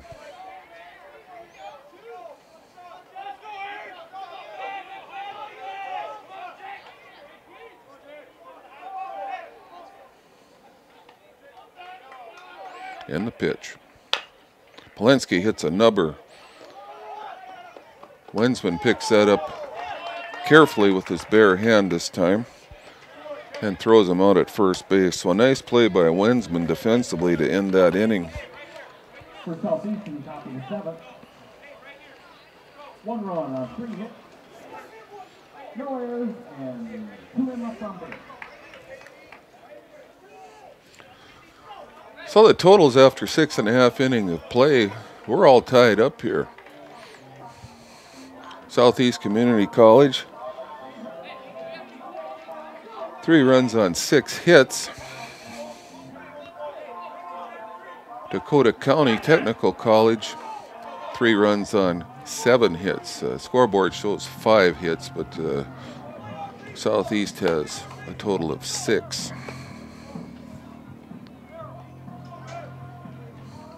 So we're going to go to the bottom of the 7th now. For the Blue Knights from Dakota County, they're going to lead off with their number 2 hitter in the order, Dylan Bergstead. Dylan has been on every time tonight. He's walked twice and had a base hit, scored once. Going to be followed by Cody Grunhagen, who's 1 for 3 on the night, and then by Nolan Byer, who's 0 for 3. So a pretty good part of the order to lead off the bottom of the 7th. McLean Wilson into his 4th inning of relief help. Pretty much shut the door since he's come in. He's yet to give up a hit. Giving up a hit now. It's exactly what the Blue Knights needed to do after giving up the tying run, was to come out aggressive and see if they can go back ahead. Bergstead now perfect on the night, 2 for 2 with 2 walks. Cody Grunhagen at the stick now, 1 for 3. Base hit, ground out to the pitcher, popped out to third.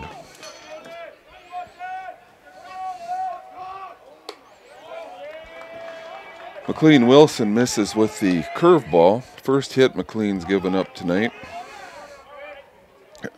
First ball they've really squared up and hit solid off McLean.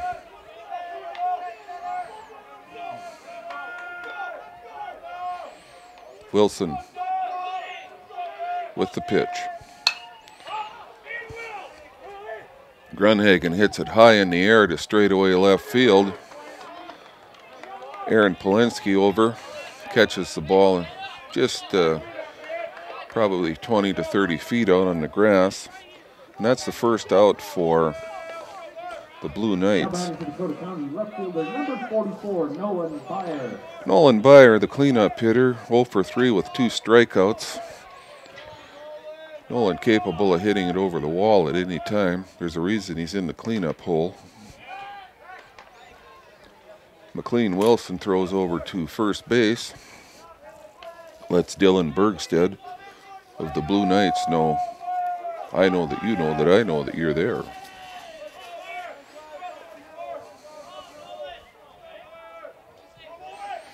Pitch from Wilson. Curveball, it didn't curve.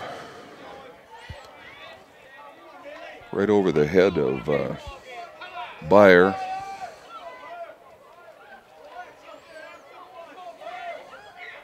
So 1 ball, no strikes to the cleanup hitter for the Blue Knights, a dangerous hitter.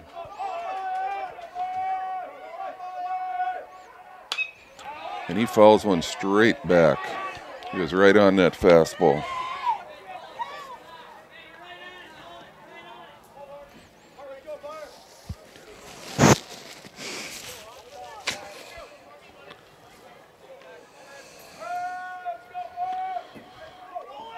One ball, 1 strike, 1 out. Bergstead leads off of first for the Blue Knights. Wilson checks the runner.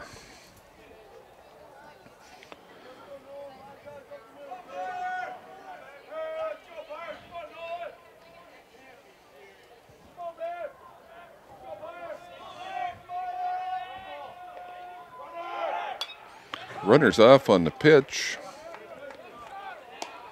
Fouled straight back again by Beyer. Nolan Beyer really putting up a battle here. He's got that fastball timed. Runner on first base was off on the pitch.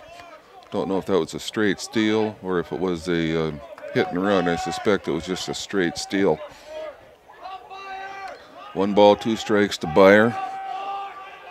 Wilson hasn't had to work out of the stretch much tonight. Snaps a curveball off. Beyer hits a high fly ball and foul ground over to the third baseman, and who else but Brenton Davis makes another difficult play look pretty easy. So a foul fly by Beyer, hauled in by Brenton Davis. Dylan Bergstead over on first base still. Now Ian Walker's a guy you could probably do some hit and run with or start the runner. I haven't seen him swing and miss much in this tournament. Probably look for Bergstead to be off, and Wilson's certainly cognizant of that.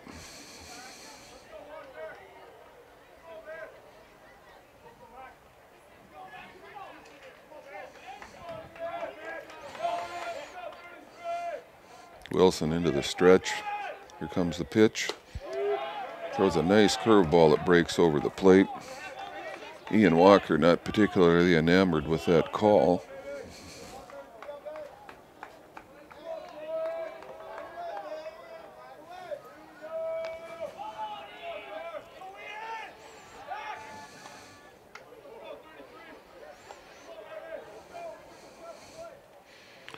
So no balls and 1 strike, 2 outs. Dylan Bergstead leads off at first for the Dakota County Blue Knights.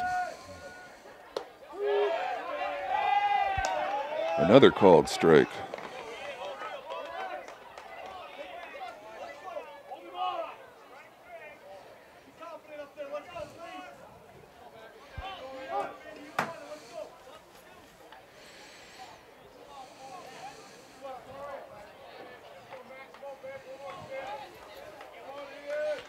No balls, 2 strikes.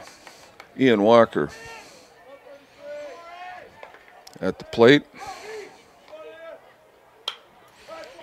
He fouls one out. No, that ball is hit fair and hauled in by the second baseman, Trevor Jurgovich, for the 3rd out.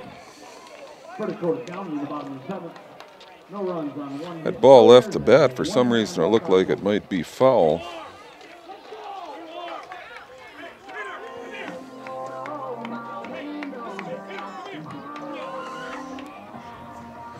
So we move to the 8th inning, and totals after 7 innings. Southwest Community College from Lincoln, Nebraska, 3 runs, 6 hits, no errors. Dakota Technical College out of Rosemont, Minnesota, 3 runs, 8 hits, 1 error. And we're going to have a pitching change for the Blue Knights. Jake Wensman did a nice job. Jake threw 7 innings, Gave up 3 runs on 6 hits. He did give up 2 home runs.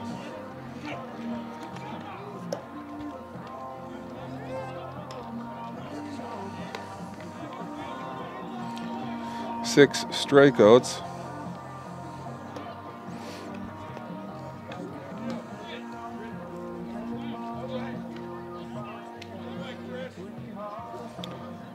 Two walks.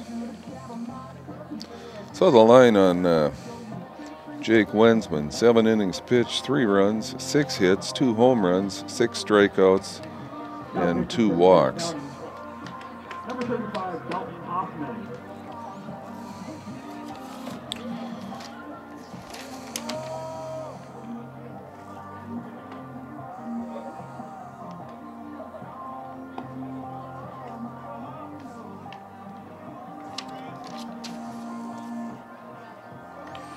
Trying to get the name of the new pitcher here. Dalton Hoffman is in to pitch. Dalton Hoffman, freshman from Anoka, Minnesota. Left-handed pitcher. First baseman, number 21, Chris Cornish.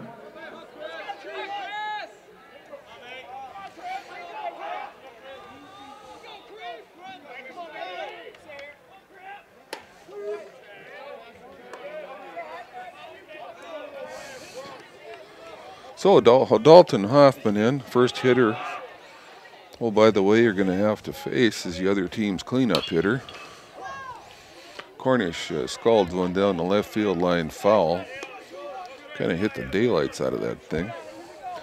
Hit the fence over there, so I'd imagine it's probably got some of those chain link grooves in it. 2 strikes to Cornish. Cornish, the first baseman for the Storm.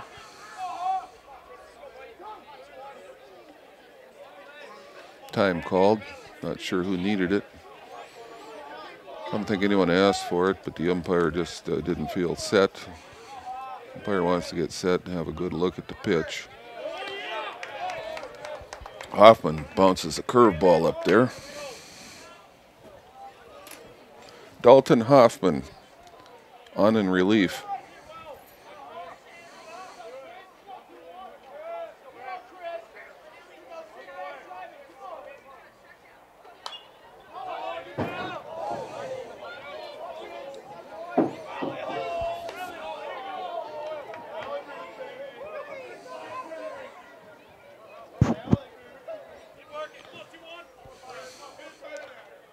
Well, the count remains 1-2 after Cornish fouls that one back.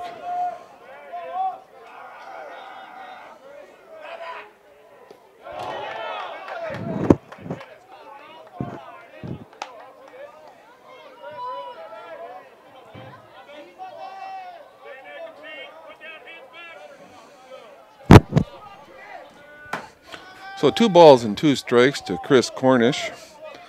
Dalton Hoffman on in relief, and Cornish hits a sharp single to left field to greet Chris Cornish greets Dalton Hoffman then with a sharp single. Brenton Davis up. Brenton struck out twice and grounded out. Wouldn't be surprised with 2 strikeouts and a lefty facing a lefty if he wasn't asked to bunt here.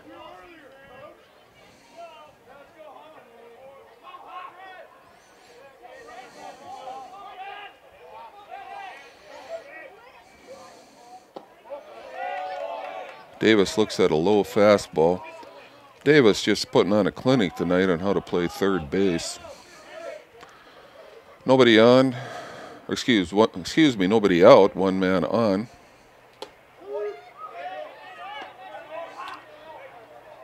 Brenton Davis with a 1-1 count on him now. Here again, I would not be surprised if they put a bunt on. Third baseman Zoda creeping in. And he puts the bunt down. And there's a bobble.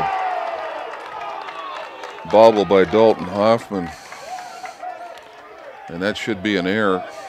But there's going to be a sacrifice anyway. Oh, they gave him a hit. Not a bad call, in my opinion, at all. So runners on first and second, nobody out. Ross Lowe, the DH.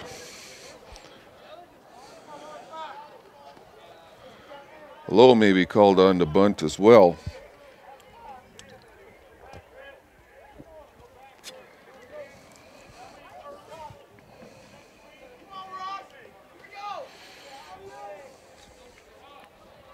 Ross Lowe been up 3 times tonight. Just like Davis, he'd struck out twice. May not be a bad time to bunt. First baseman anticipating it. He's up on the grass. If you bunt in this situation, you want to bunt it down the third baseline. Force the third baseman to come and get him. And that's exactly what he does. And that's going to be a hit.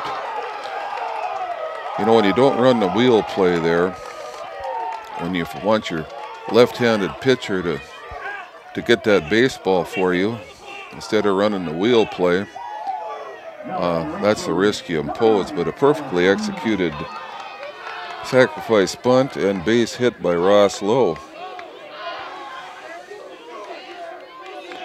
So the sacks are packed now for the Storm. The Storm's not only brewing, it's starting to rage.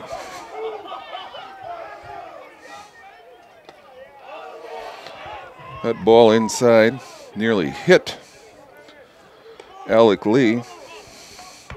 Now Alec Lee's hit 2 home runs on the day. All he needs to do here is hit a fly ball. So he's going to really try to put a charge into one here. The Blue Knights playing deeply all around. Nobody really backing up that throw from the catcher to the pitcher. If one got away, that would be an easy run for Southeast. There's a pop fly. The pitcher's going to make the play. That's also an infield fly rule. Certainly not what Alec Lee had in mind. Dalton Hoffman, though, bows his neck and makes a big play here. So now the Blue Knights a double play away from getting out of this inning. Dagan's up. He's been on base with a single and a walk, and he's also flown out to left field. Any of those things would be real beneficial right now. Dagan checks his swing. Did not look like he went from up here either. That's a pretty tough call for a base umpire out there. If you're not right on the line, you just don't have a very good look at that.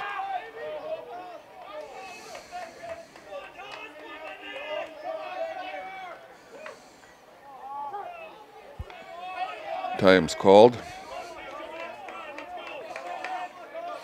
Counts 1-0 to Dawson Dagan.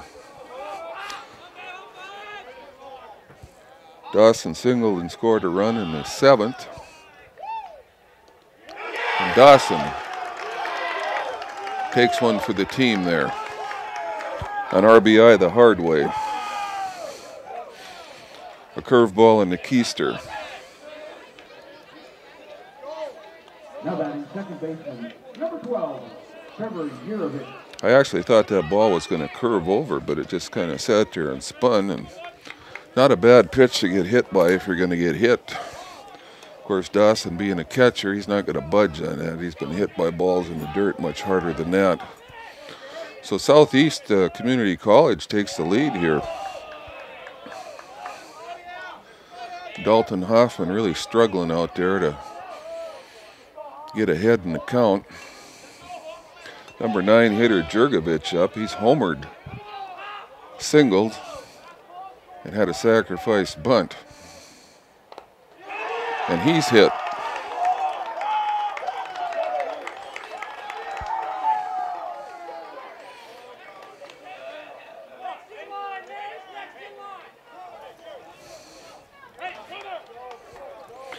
So another RBI the hard way.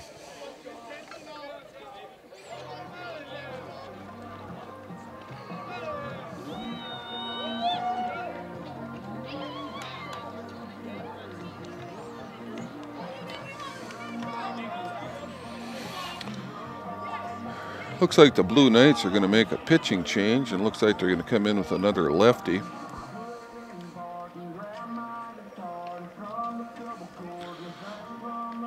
Okay, we're bringing you in from the bullpen. Oh, by the way, the bases are loaded, but can't afford to give up any more runs.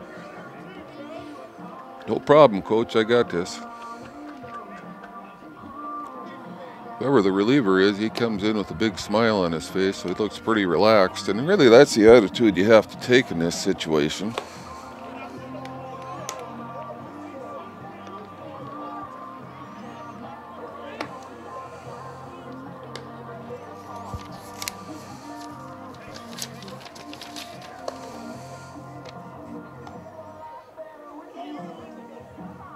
Now pitching for Dakota County, number 8, Justin King.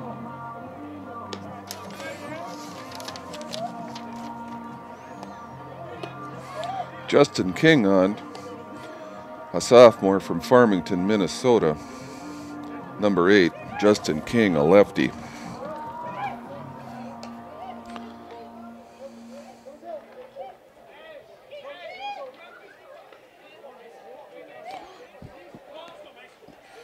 So King comes on in relief. 2 runs are in, the bases are loaded.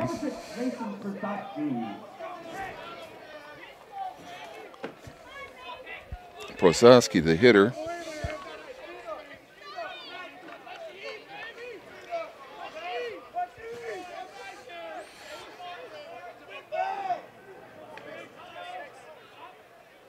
Prosaski hits a screamer to right field, and that's going to clear the right fielder's head, and watch him run here. The ball was hit so hard that it bounced right to the right fielder. Otherwise, Mason probably would have had a triple. First pitch hitting. Prosaski with a 2 RBI double.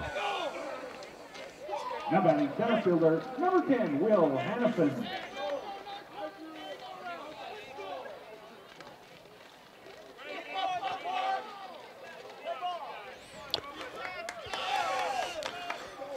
So that brings up the center fielder, Will Hannafin. The Blue Knights have their infield in.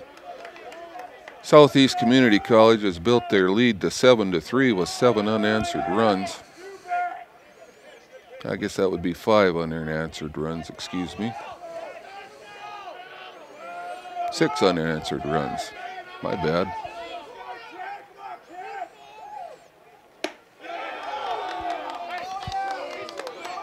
Justin King doing his best to throw water on the fire here.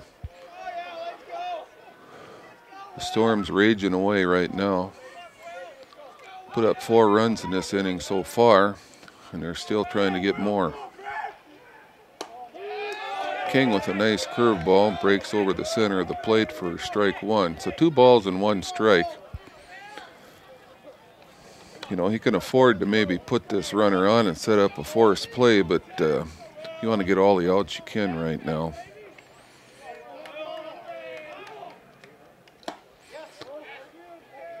Fastball just low.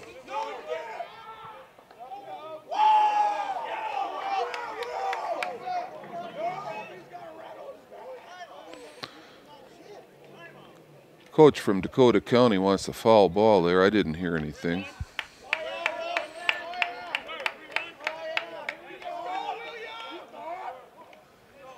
Three balls and 1 strike.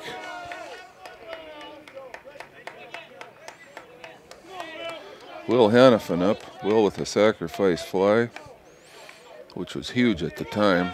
Base hit here would be even bigger. Didn't really get any pitches to hit.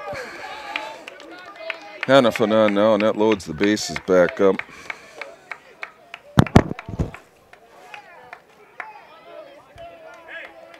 Now batting left fielder, number 2, Aaron Kowinski.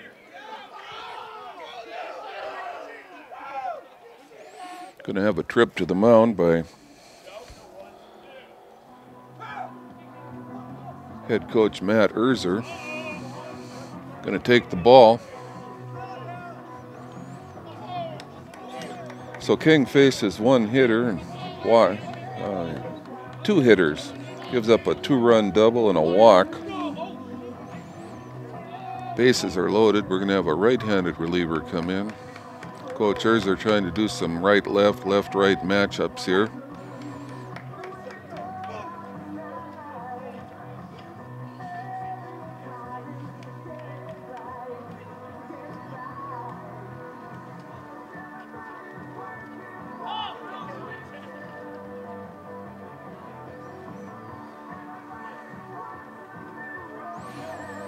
See who this pitcher is. He's a big fella, that's for sure.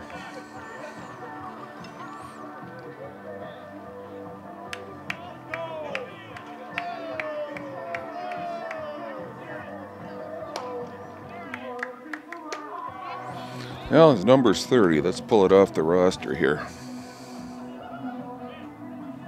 Now pitching for Dakota County, number 30, Tanner Burwald. Tanner Burwald. He's a big freshman out of North St. Paul.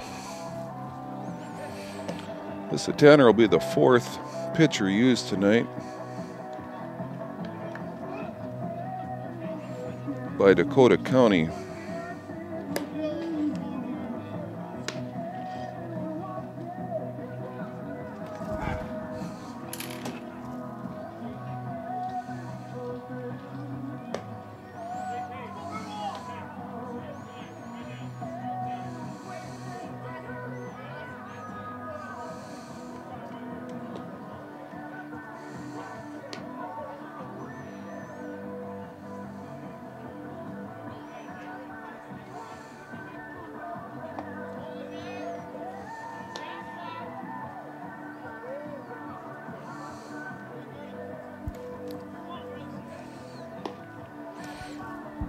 Well, Burwald has a fastball about 70 miles an hour. Nice breaking pitch, comes in around 64 miles an hour. And he's got a real nice changeup, although it came in high in warm-ups. Got a changeup of around 63 miles an hour. Tanner Burwald, 4th pitcher used tonight for the Blue Knights. He'll face Aaron Polinsky, the number 3 hitter in the order. Aaron with a base hit in the 1st and has been retired every time since. Aaron sends one to right field that's going to be tracked down by Dylan Bergstead, and that'll be a sacrifice fly.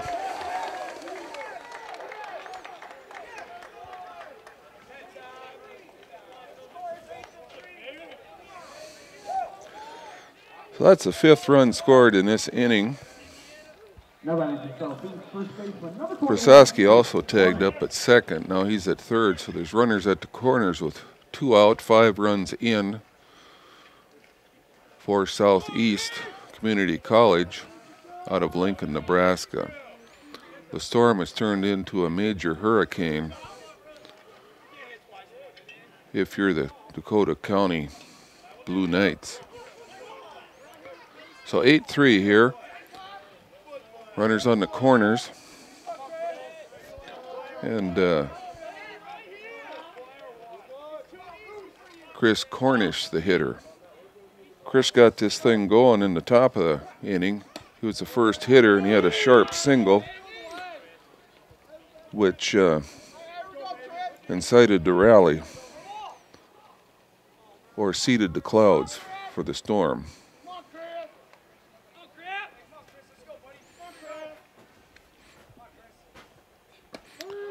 If you're a storm tracker, this would be a tough one to track. Runners on the corners. Tanner Burwald on the hill for the Blue Knights. Checks the runner at 1st. Runners on 1st and 3rd. May have a runner going here or not. You know, you kind of would be torn as a coach here. You know, you'd like to get that runner to 2nd for a base hit, but on the other hand, you don't want him thrown out at 2nd because Cornish can hit one out of here at any given time. He's already in scoring position. That's a balk. Well, he must have stepped back, but I didn't think he did. The runner intentionally gets into a rundown. Basically, he was trying to get Burwald to balk there. But you have to take the sign on the rubber. I didn't see him doing that. But he must have stepped back. So really what you got to do is step back, and then you're turn into an infielder, and you can do about anything you want. Here he has a snap throw over to first base.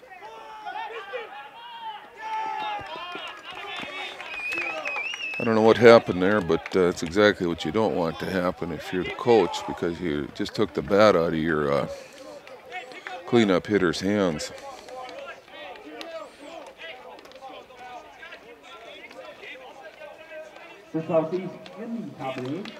So Cornish will lead off the top of the ninth.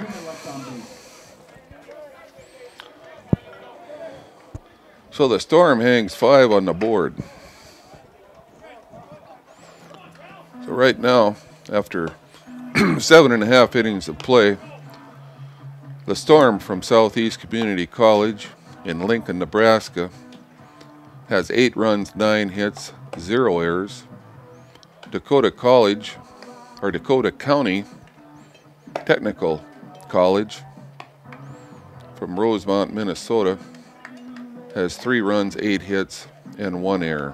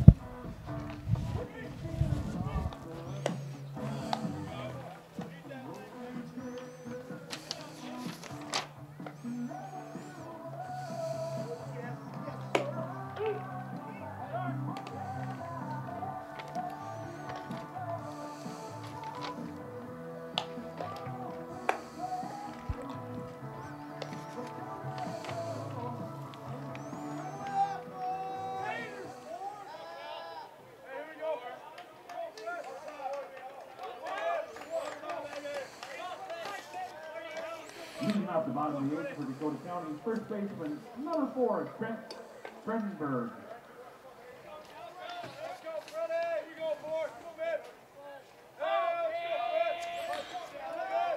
Well, we have a new pitcher for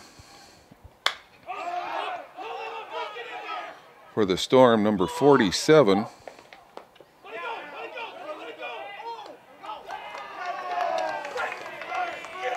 Well, not a great way to start there's a new pitcher in for the Storm, number 47. Taliesin Tandrew O'Meara, a freshman, is on the pitch. He's the 3rd pitcher tonight for the Storm.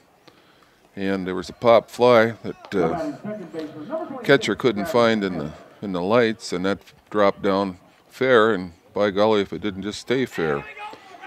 So he gives up a kind of a freak single to Trent Fredenberg. Well, that's Trent's 2nd hit of the ball game.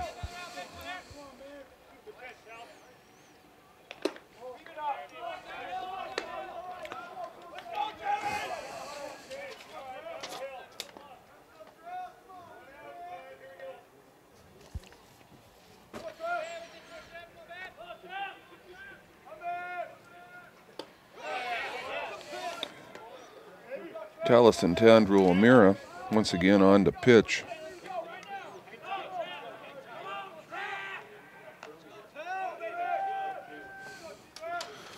Counts 1-1 on Travis Schmidt. Travis 0 for 3, but has certainly hit some balls hard tonight. 2-1 the count.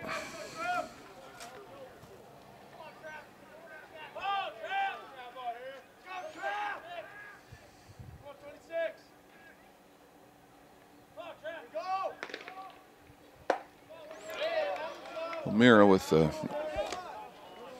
check that. Tandrew O'Meara. Counts 3-1 now as he misses with a high fastball.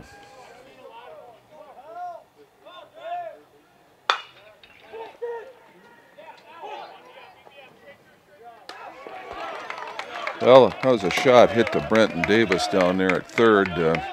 He was thinking two, but the ball came up on him a little bit, hit him in the chest, just like you teach your third baseman.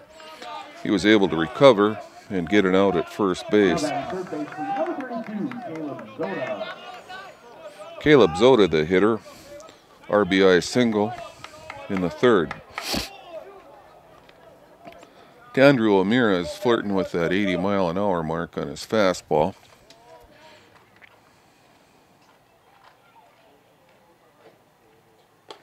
Throws a change up there at 70 miles an hour. The Blue Knights fans thought that was a bit high.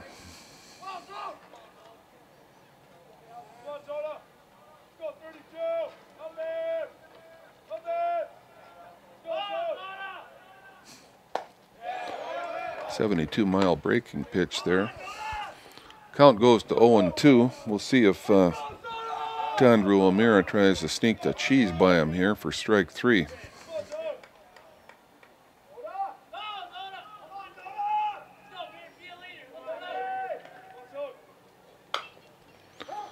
.70-mile-an-hour. Hasn't really cut through. Really cut one loose here with Caleb Zota. 0-2 count.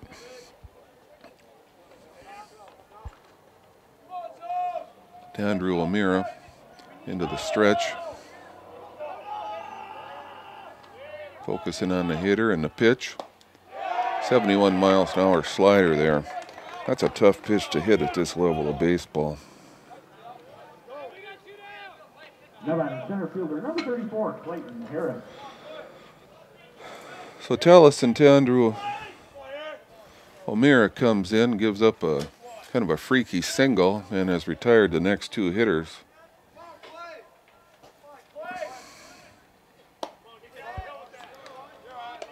Clayton Harris struck out looking his last time up, struck out swinging in the third, scored in the second.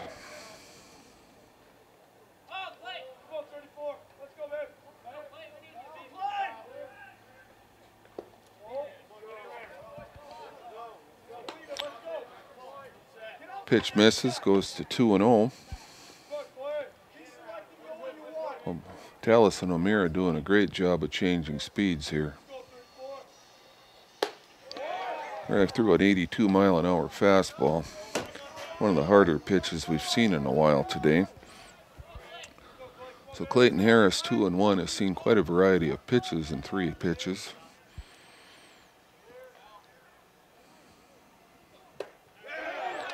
Inside fastball.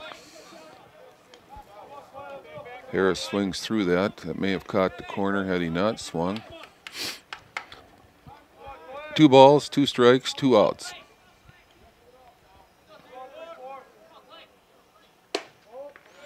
Ball's high.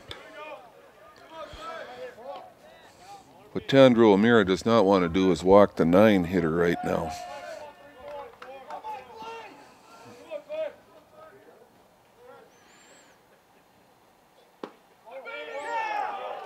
Ball finishes low. The Storm fans certainly wanted that pitch, but from my angle, I can't tell high or low real well. We're 3 stories up, looking down at about a 45-degree angle.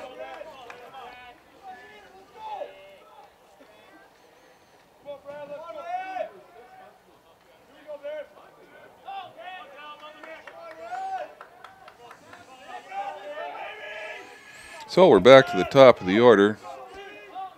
One of the best, if not the best player in the tournament, Brad Goulet at the dish.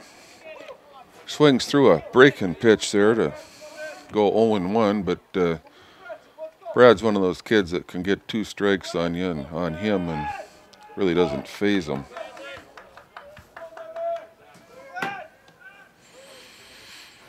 So 0-1 to Brad Goulet.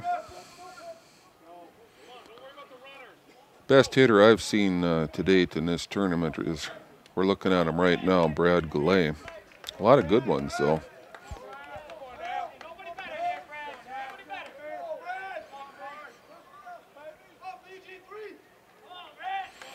So Goulet looking to extend the inning here. Takes a fastball high and tight. Talasantandro O'Meara on in relief.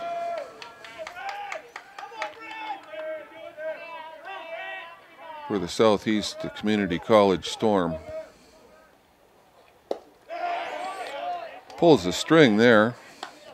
Goulet way out in front. 66-mile-an-hour changeup.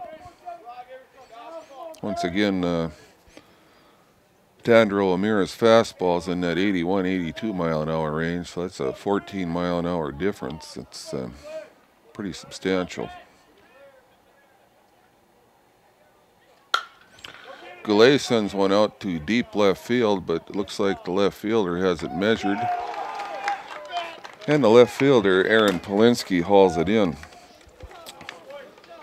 So Talasantandro O'Meara comes in and throws a scoreless inning, which is exactly what he needed to do after his team hung up 5 runs in the top of the 8th.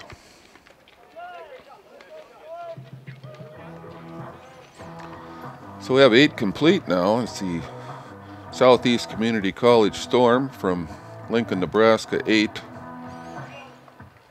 Dakota County, the Blue Knights, 3. Winner of this game will be playing tomorrow night. I believe it's at 7 o'clock.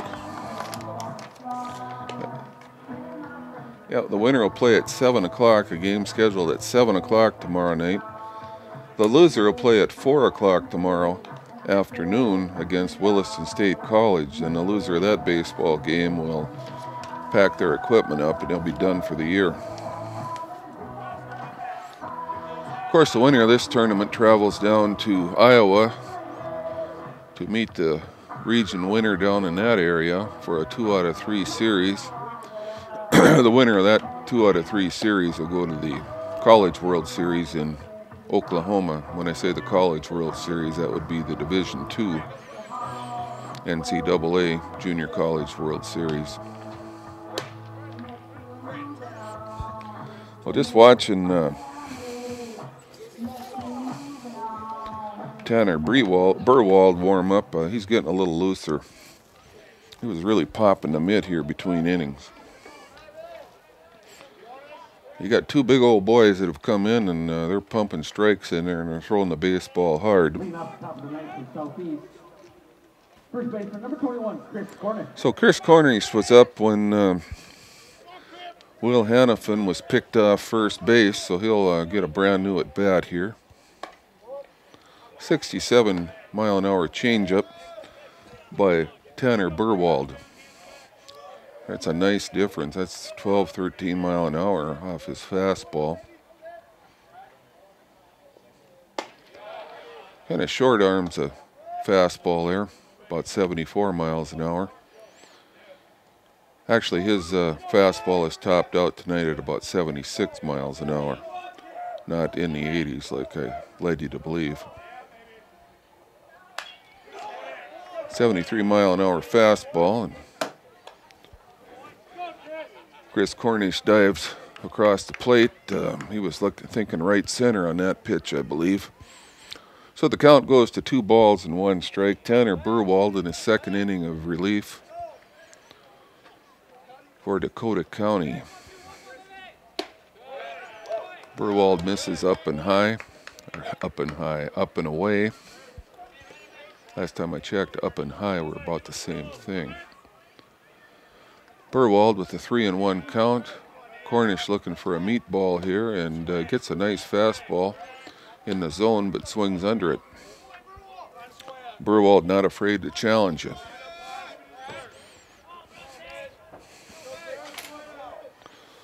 So Burwald back to 3-2 from 3-1.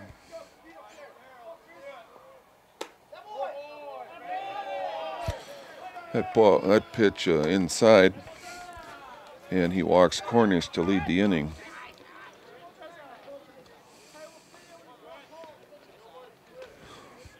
Cornish going to run for himself. I think they like his defense at first base. You know, if it's a closer game here, like a one-run game, they might pinch hit for him, but going to let Cornish run for himself because he's a real nice defensive first baseman. They are looking at bunting. As you saw there, Brenton Davis went to sacrifice bunt last time he was up and ended up beating it out. This situation, he wants to take the ball with him to first base if he can. He's choosing to push it to the third base side there. There's not a whole lot of difference. Sometimes if you can take that ball with you as a left-handed hitter right down the line, there's absolutely no way the first baseman can make a play because he's holding the runner on. But we'll see if he's called on to bunt here with 2 strikes.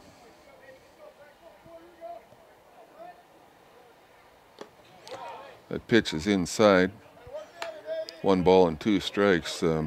Brenton Davis, a real nice hitter. He's struck out twice and was 0 for 3 till he got the bunt single last inning, and he ended up scoring a run, but he can swing the bat.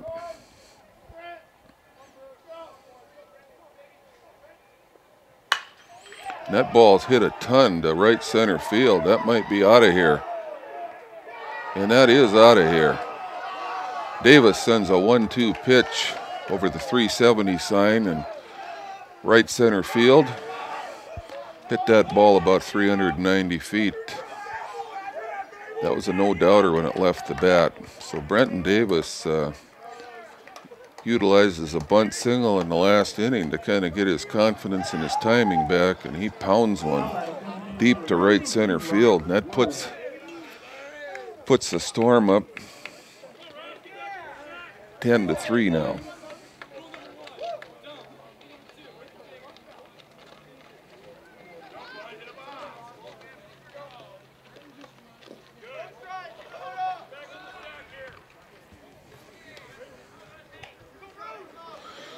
So 10-3 now. The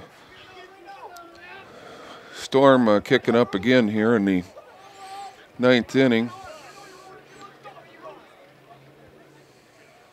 As a lot of Storms do, sometimes they'll kind of come back and nail you again. And certainly the Storm from Southeast Community College would like to do that.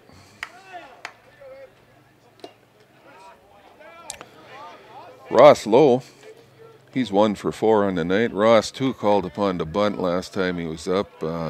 Sacrifice bunt. He did so, but he beat it out for a single. Southeast showing you they can beat you in a lot of different ways. They can beat you with the small game, and they can beat you with some bombs. It's their 3rd home run tonight in this ball game. 3 home runs accounting for 4 of their runs. 2 solo shots and a 2-run homer by Brenton Davis. That ball's hit and it might fall in there, but second baseman Travis Schmidt has a nice break on that ball and flags it down behind the first baseman, and that's really the second baseman's ball. First baseman, it's just a super tough angle. So Schmidt did what he was supposed to do. He tracked that ball down and made the play. Alec Lee up now. He's 1 for 4 on the night. He with 1 of the solo home runs. Alec, a right-handed hitter, and he hit a bomb over the straightaway left field earlier tonight.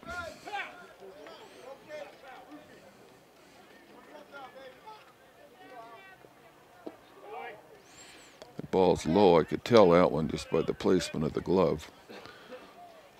Typically we're getting screened by the umpire, but he was set up in a different spot there.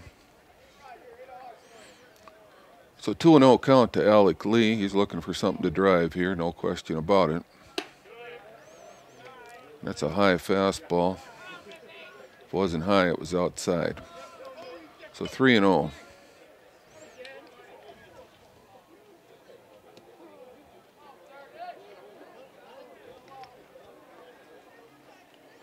So 3-0 count. Alec Lee, I don't think with a 10-3 lead he's going to be swinging here.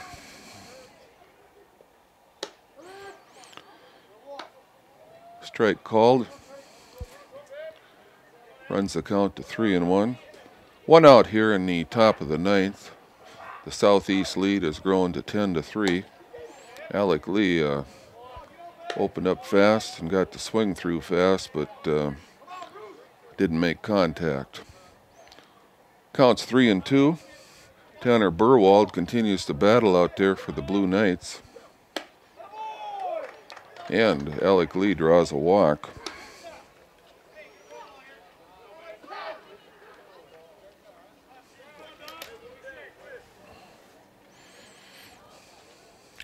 Dawson Degan making some marks in the dirt before he bats.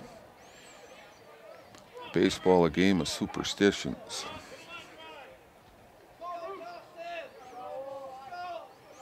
See, a lot of guys do that. Pitchers making marks behind the mound, hitters making marks in the dirt, players wearing the same socks the whole season without washing them.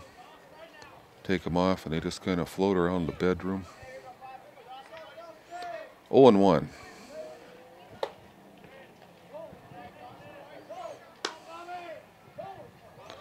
Counts 0-2, and Johnny Bench is one of his MVP seasons. He said he had an undershirt that he wanted to wear the whole season, but without washing it because he started out so well, and then the thing finally fell apart partway through the season.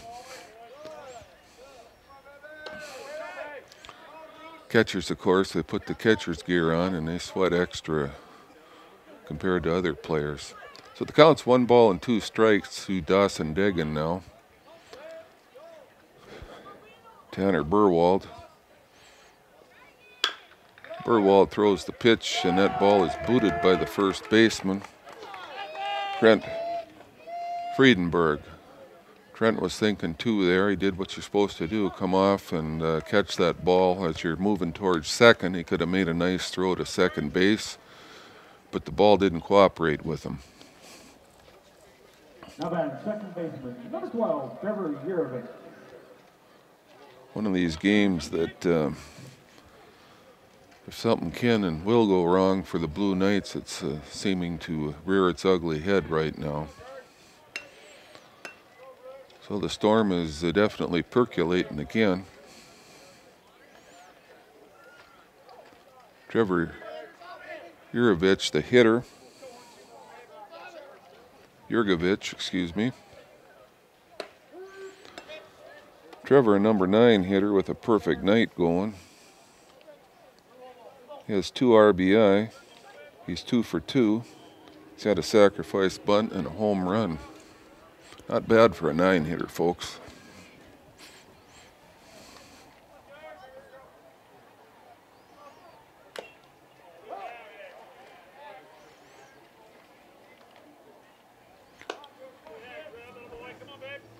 Burwald continues to battle, though. He hasn't given up the ghost at all. He's throwing strikes. Obviously, the play at first should have been made. He would like nothing better but to induce a ground ball double play here. Burwald into the stretch, the 0-2 pitch. And that looked, must have been low. Caught a lot of the plate.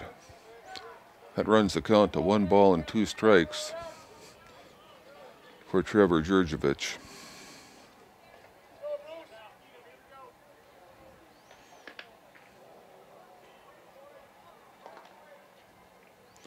One and 2.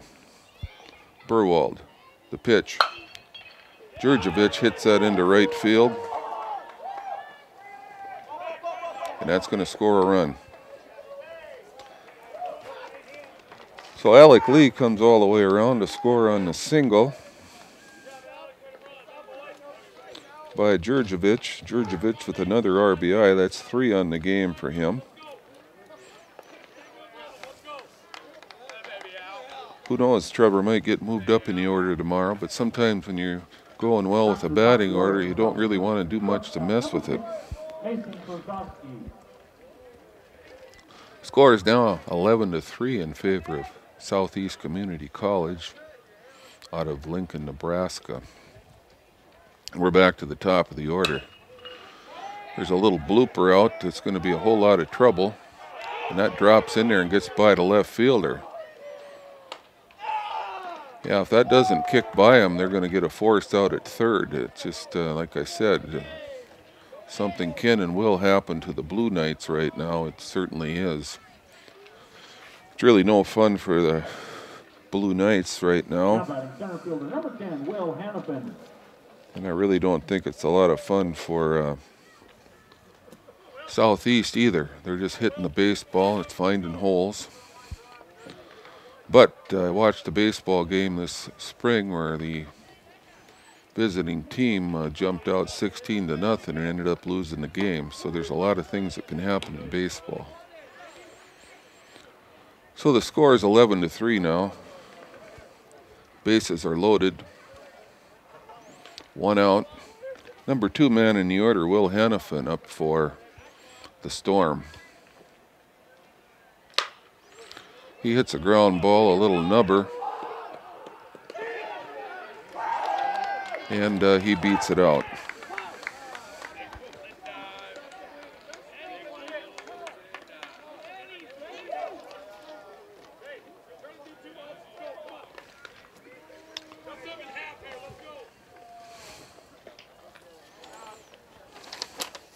Now batting left fielder, number 2, Eric Walensky. So, bases remain loaded, another run in. That makes the score 12-3 now in favor of the Storm. Aaron Polensky just about decleats his teammate.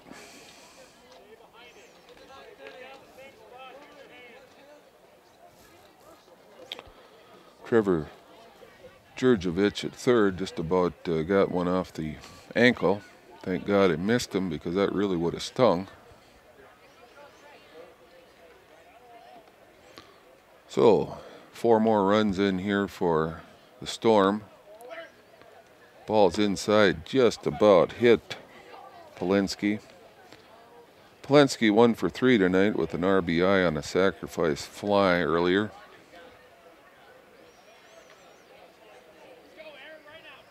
So if Southeast would hang on and win this game, they're going to be in the driver's seat in this tournament.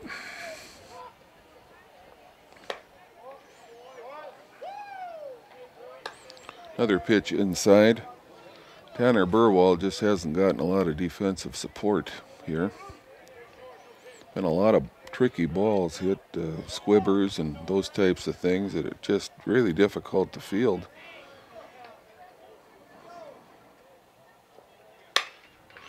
There's a fly ball hit out to deep right field. It should score another run.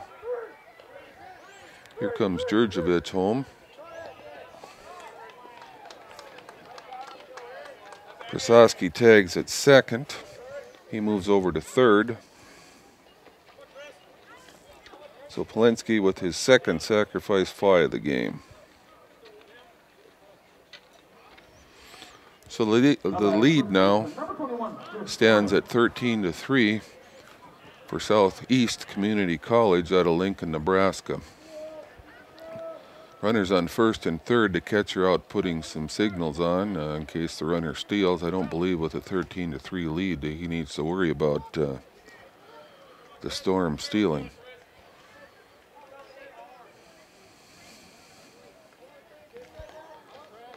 Burwald should have been in the dugout sipping water a long time ago, but like I said, there's been a couple plays behind him. Just didn't go right. Been some really, he's made some really great pitches, and there's been some balls squibbed here and nubbed there, and certainly deserves a better fate. Got to give the Storm credit, though. They're doing the things they need to do to win the game. They're putting together some some good at bats, making some good pitches. is Burwald. Fighting them off is the Storm, and that's where you get those kind of fluky bloop hits and those kinds of things. So southeast with the lead, 13-3 here in the top of the ninth. They put another 5-run inning together.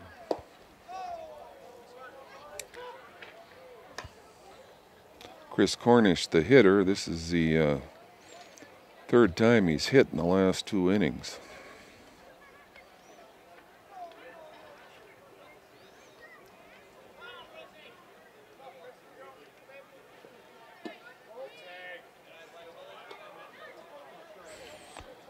Tanner Burwald wanted that pitch.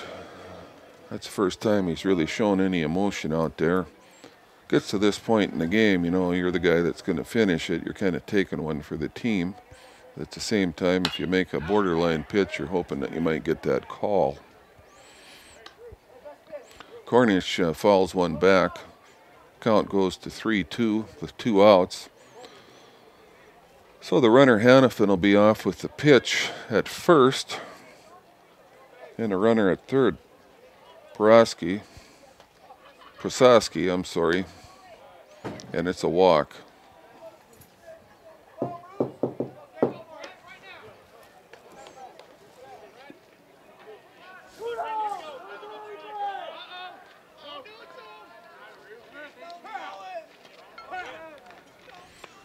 Both teams handling this apparent blowout with a lot of class. And as we always say, there's no clock in baseball, so there's not going to be any time limit on whether or not the Blue Knights could come back. Tanner Burwald starts off Brenton Davis with a strike. Brenton failed to get a sacrifice bunt down last at bat. Instead hit a 390-foot home run to right center field. Brenton had been struggling with the stick a little bit, and so I'm sure that felt pretty good. So the count's 1-1 now as Tanner Burwald continues to pitch, kind of take one for the team here for the Blue Knights. Brenton Davis fouls that one off towards the left side. Makes the count 1 ball and 2 strikes. Davis trying to have a quality at bat here. Burwald trying to stop him from having a quality at bat. Still the game within the game in a 13-3 game. Pitcher wants to do well and the hitter wants to do well. That ball high and outside runs the count to 2-2.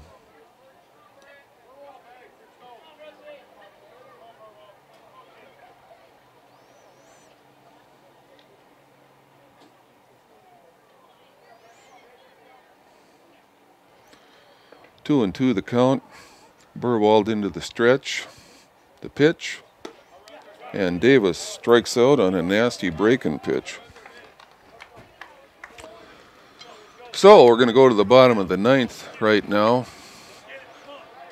After the Storm hangs another 5 spot on the board, that makes the score 13-3 after 8.5 innings.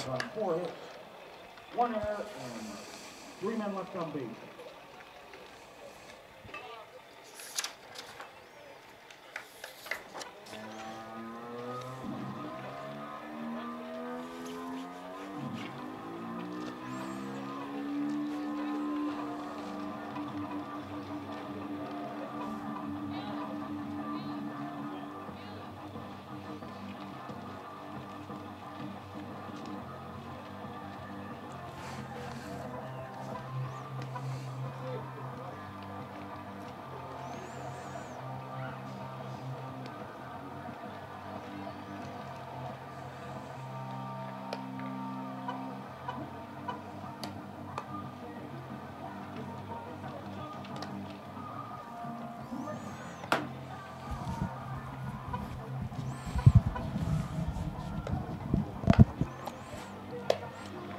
So we're going to move to the bottom of the 9th inning here.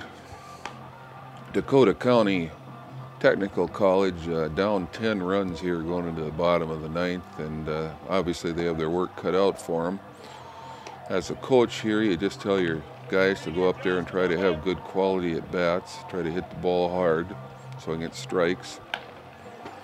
As a pitcher, you're told to throw strikes. So Taliesin Tandro O'Meara needs to pump strike after strike in there. The Blue Knights need to go up with the attitude, I'm going to have one good at bat at a time as a team. Even if they don't come all the way back and win this baseball game, if they have some good at bats, it could bolster their confidence, and they could carry that into their game with Williston State College tomorrow. So Dylan Bergstead going to lead this bottom of the ninth off for the Blue Knights. Bergstead with a perfect night tonight. Couple of hits, couple of walks, runs scored. Taliesin Tandro O'Meara on for a second inning of relief. Popping the glove at about 82, 83 miles an hour pretty consistently.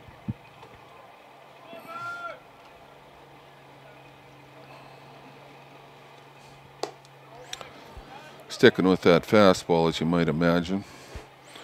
He was in the dugout a long time, though, and you can stiffen up pretty quick in this kind of weather. So there are some things working in the favor of the Blue Knights right now. 2-0 count. It's a pitch right down the middle for strike one. Bergsted's sure not going to swing at anything borderline right now. Bergstead having a great night at the plate. High fastball, 3-1. Bergstead will do anything to get on base here. He wants to have a quality at bat. Laid off a couple of pitches there. One a close pitch. That one obviously out of the strike zone. So 3-1 here. Taliesin Tandro O'Meara, the pitch. That's a high fastball that out of the zone, and Dylan Bergstead on first base with a walk, and that's exactly the way the Blue Knights would draw it up to start mounting a comeback. They have a long ways to go, though. Cody Grunhagen, the hitter now for the Blue Knights. Cody is, I've got him at 1 for 4 on the evening.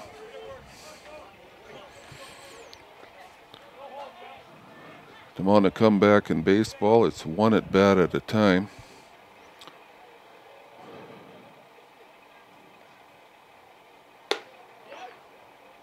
The Storm is going to play behind the runner at first base, so if they want to steal second, they'll go right ahead and steal second. It'll be actually not ruled a steal. It'll be called defensive indifference. So Taliesin Tandro O'Meara evens the count at 1-1. Cody Grunhagen, the hitter.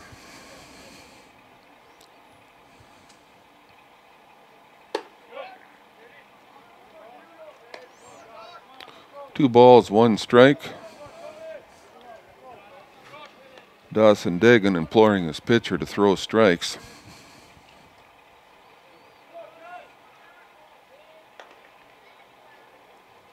And he hits the hitter. Certainly not something you want to do. So the first two batters reach for the Blue Knights without a hit. Hit batter by Cody Grunhagen is hit by the pitch. Dylan Bergstead is walked. Taliesin Tandro O'Meara doing exactly what you don't want to do in this situation, and that's give the other team a little bit of life.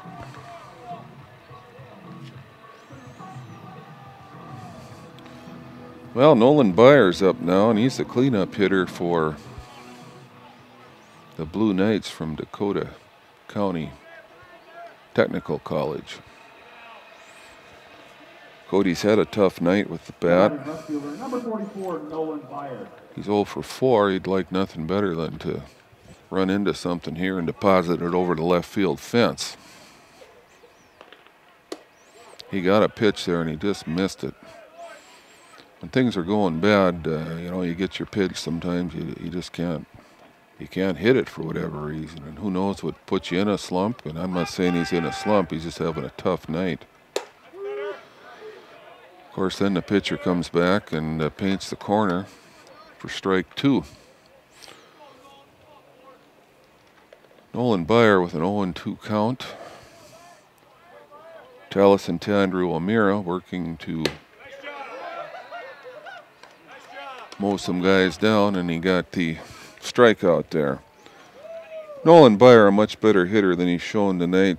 Sometimes you just have a bad night, and tell you what, he's looking forward tomorrow to having a better day. So pinch runner now. Pinch runner now for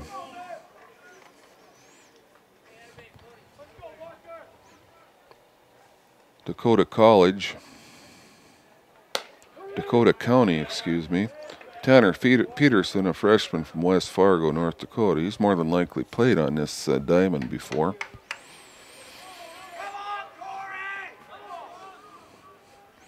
So 1 out, runners on first and second.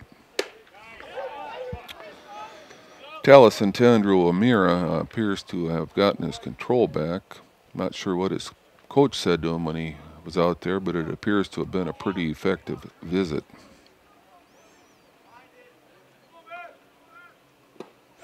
And that's the second guy he struck out now as he puts Ian Walker in the books.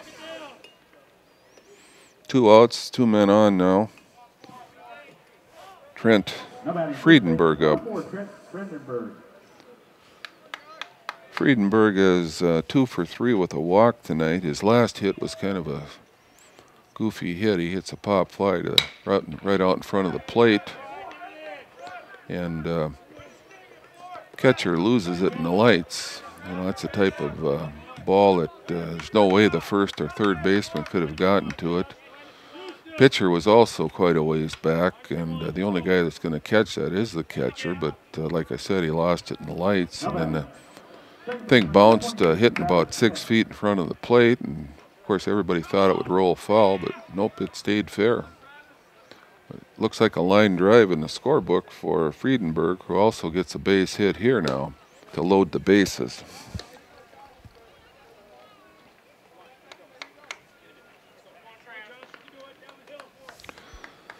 Travis Schmitz has some really nice swings tonight. He would really like to catch up to something here and rock it. And he hits a pop fly. It looks like it's going to be caught by Jurgovich, and that'll end the game. So the totals on the game for Southeast Community College from Lincoln, Nebraska, they score 13 runs on 13 hits, commit no errors. For Dakota County, they end the night with 3 runs on 10 hits and 2 errors. So Dakota County will move into the loser-out game tomorrow with Williston State. That'll be at 4 o'clock tomorrow afternoon. The winner of that game will move into the 7 o'clock game against Southeast Community College. Should Southeast win that game, the tournament would conclude. Should Southeast be beaten, there will be a final game at noon on Sunday. So tomorrow, the first action will be at 4 o'clock. We'll be on the air probably 10 to 4. Be Williston State College against Dakota County Technical College. I'm really hoping I can say that by the end of the tournament. My name's Greg McNary, and I've enjoyed bringing the live streams to you today. I hope you enjoyed them, and I hope they helped you get a look at your favorite baseball player today. We'll be back here tomorrow with more action. Good night.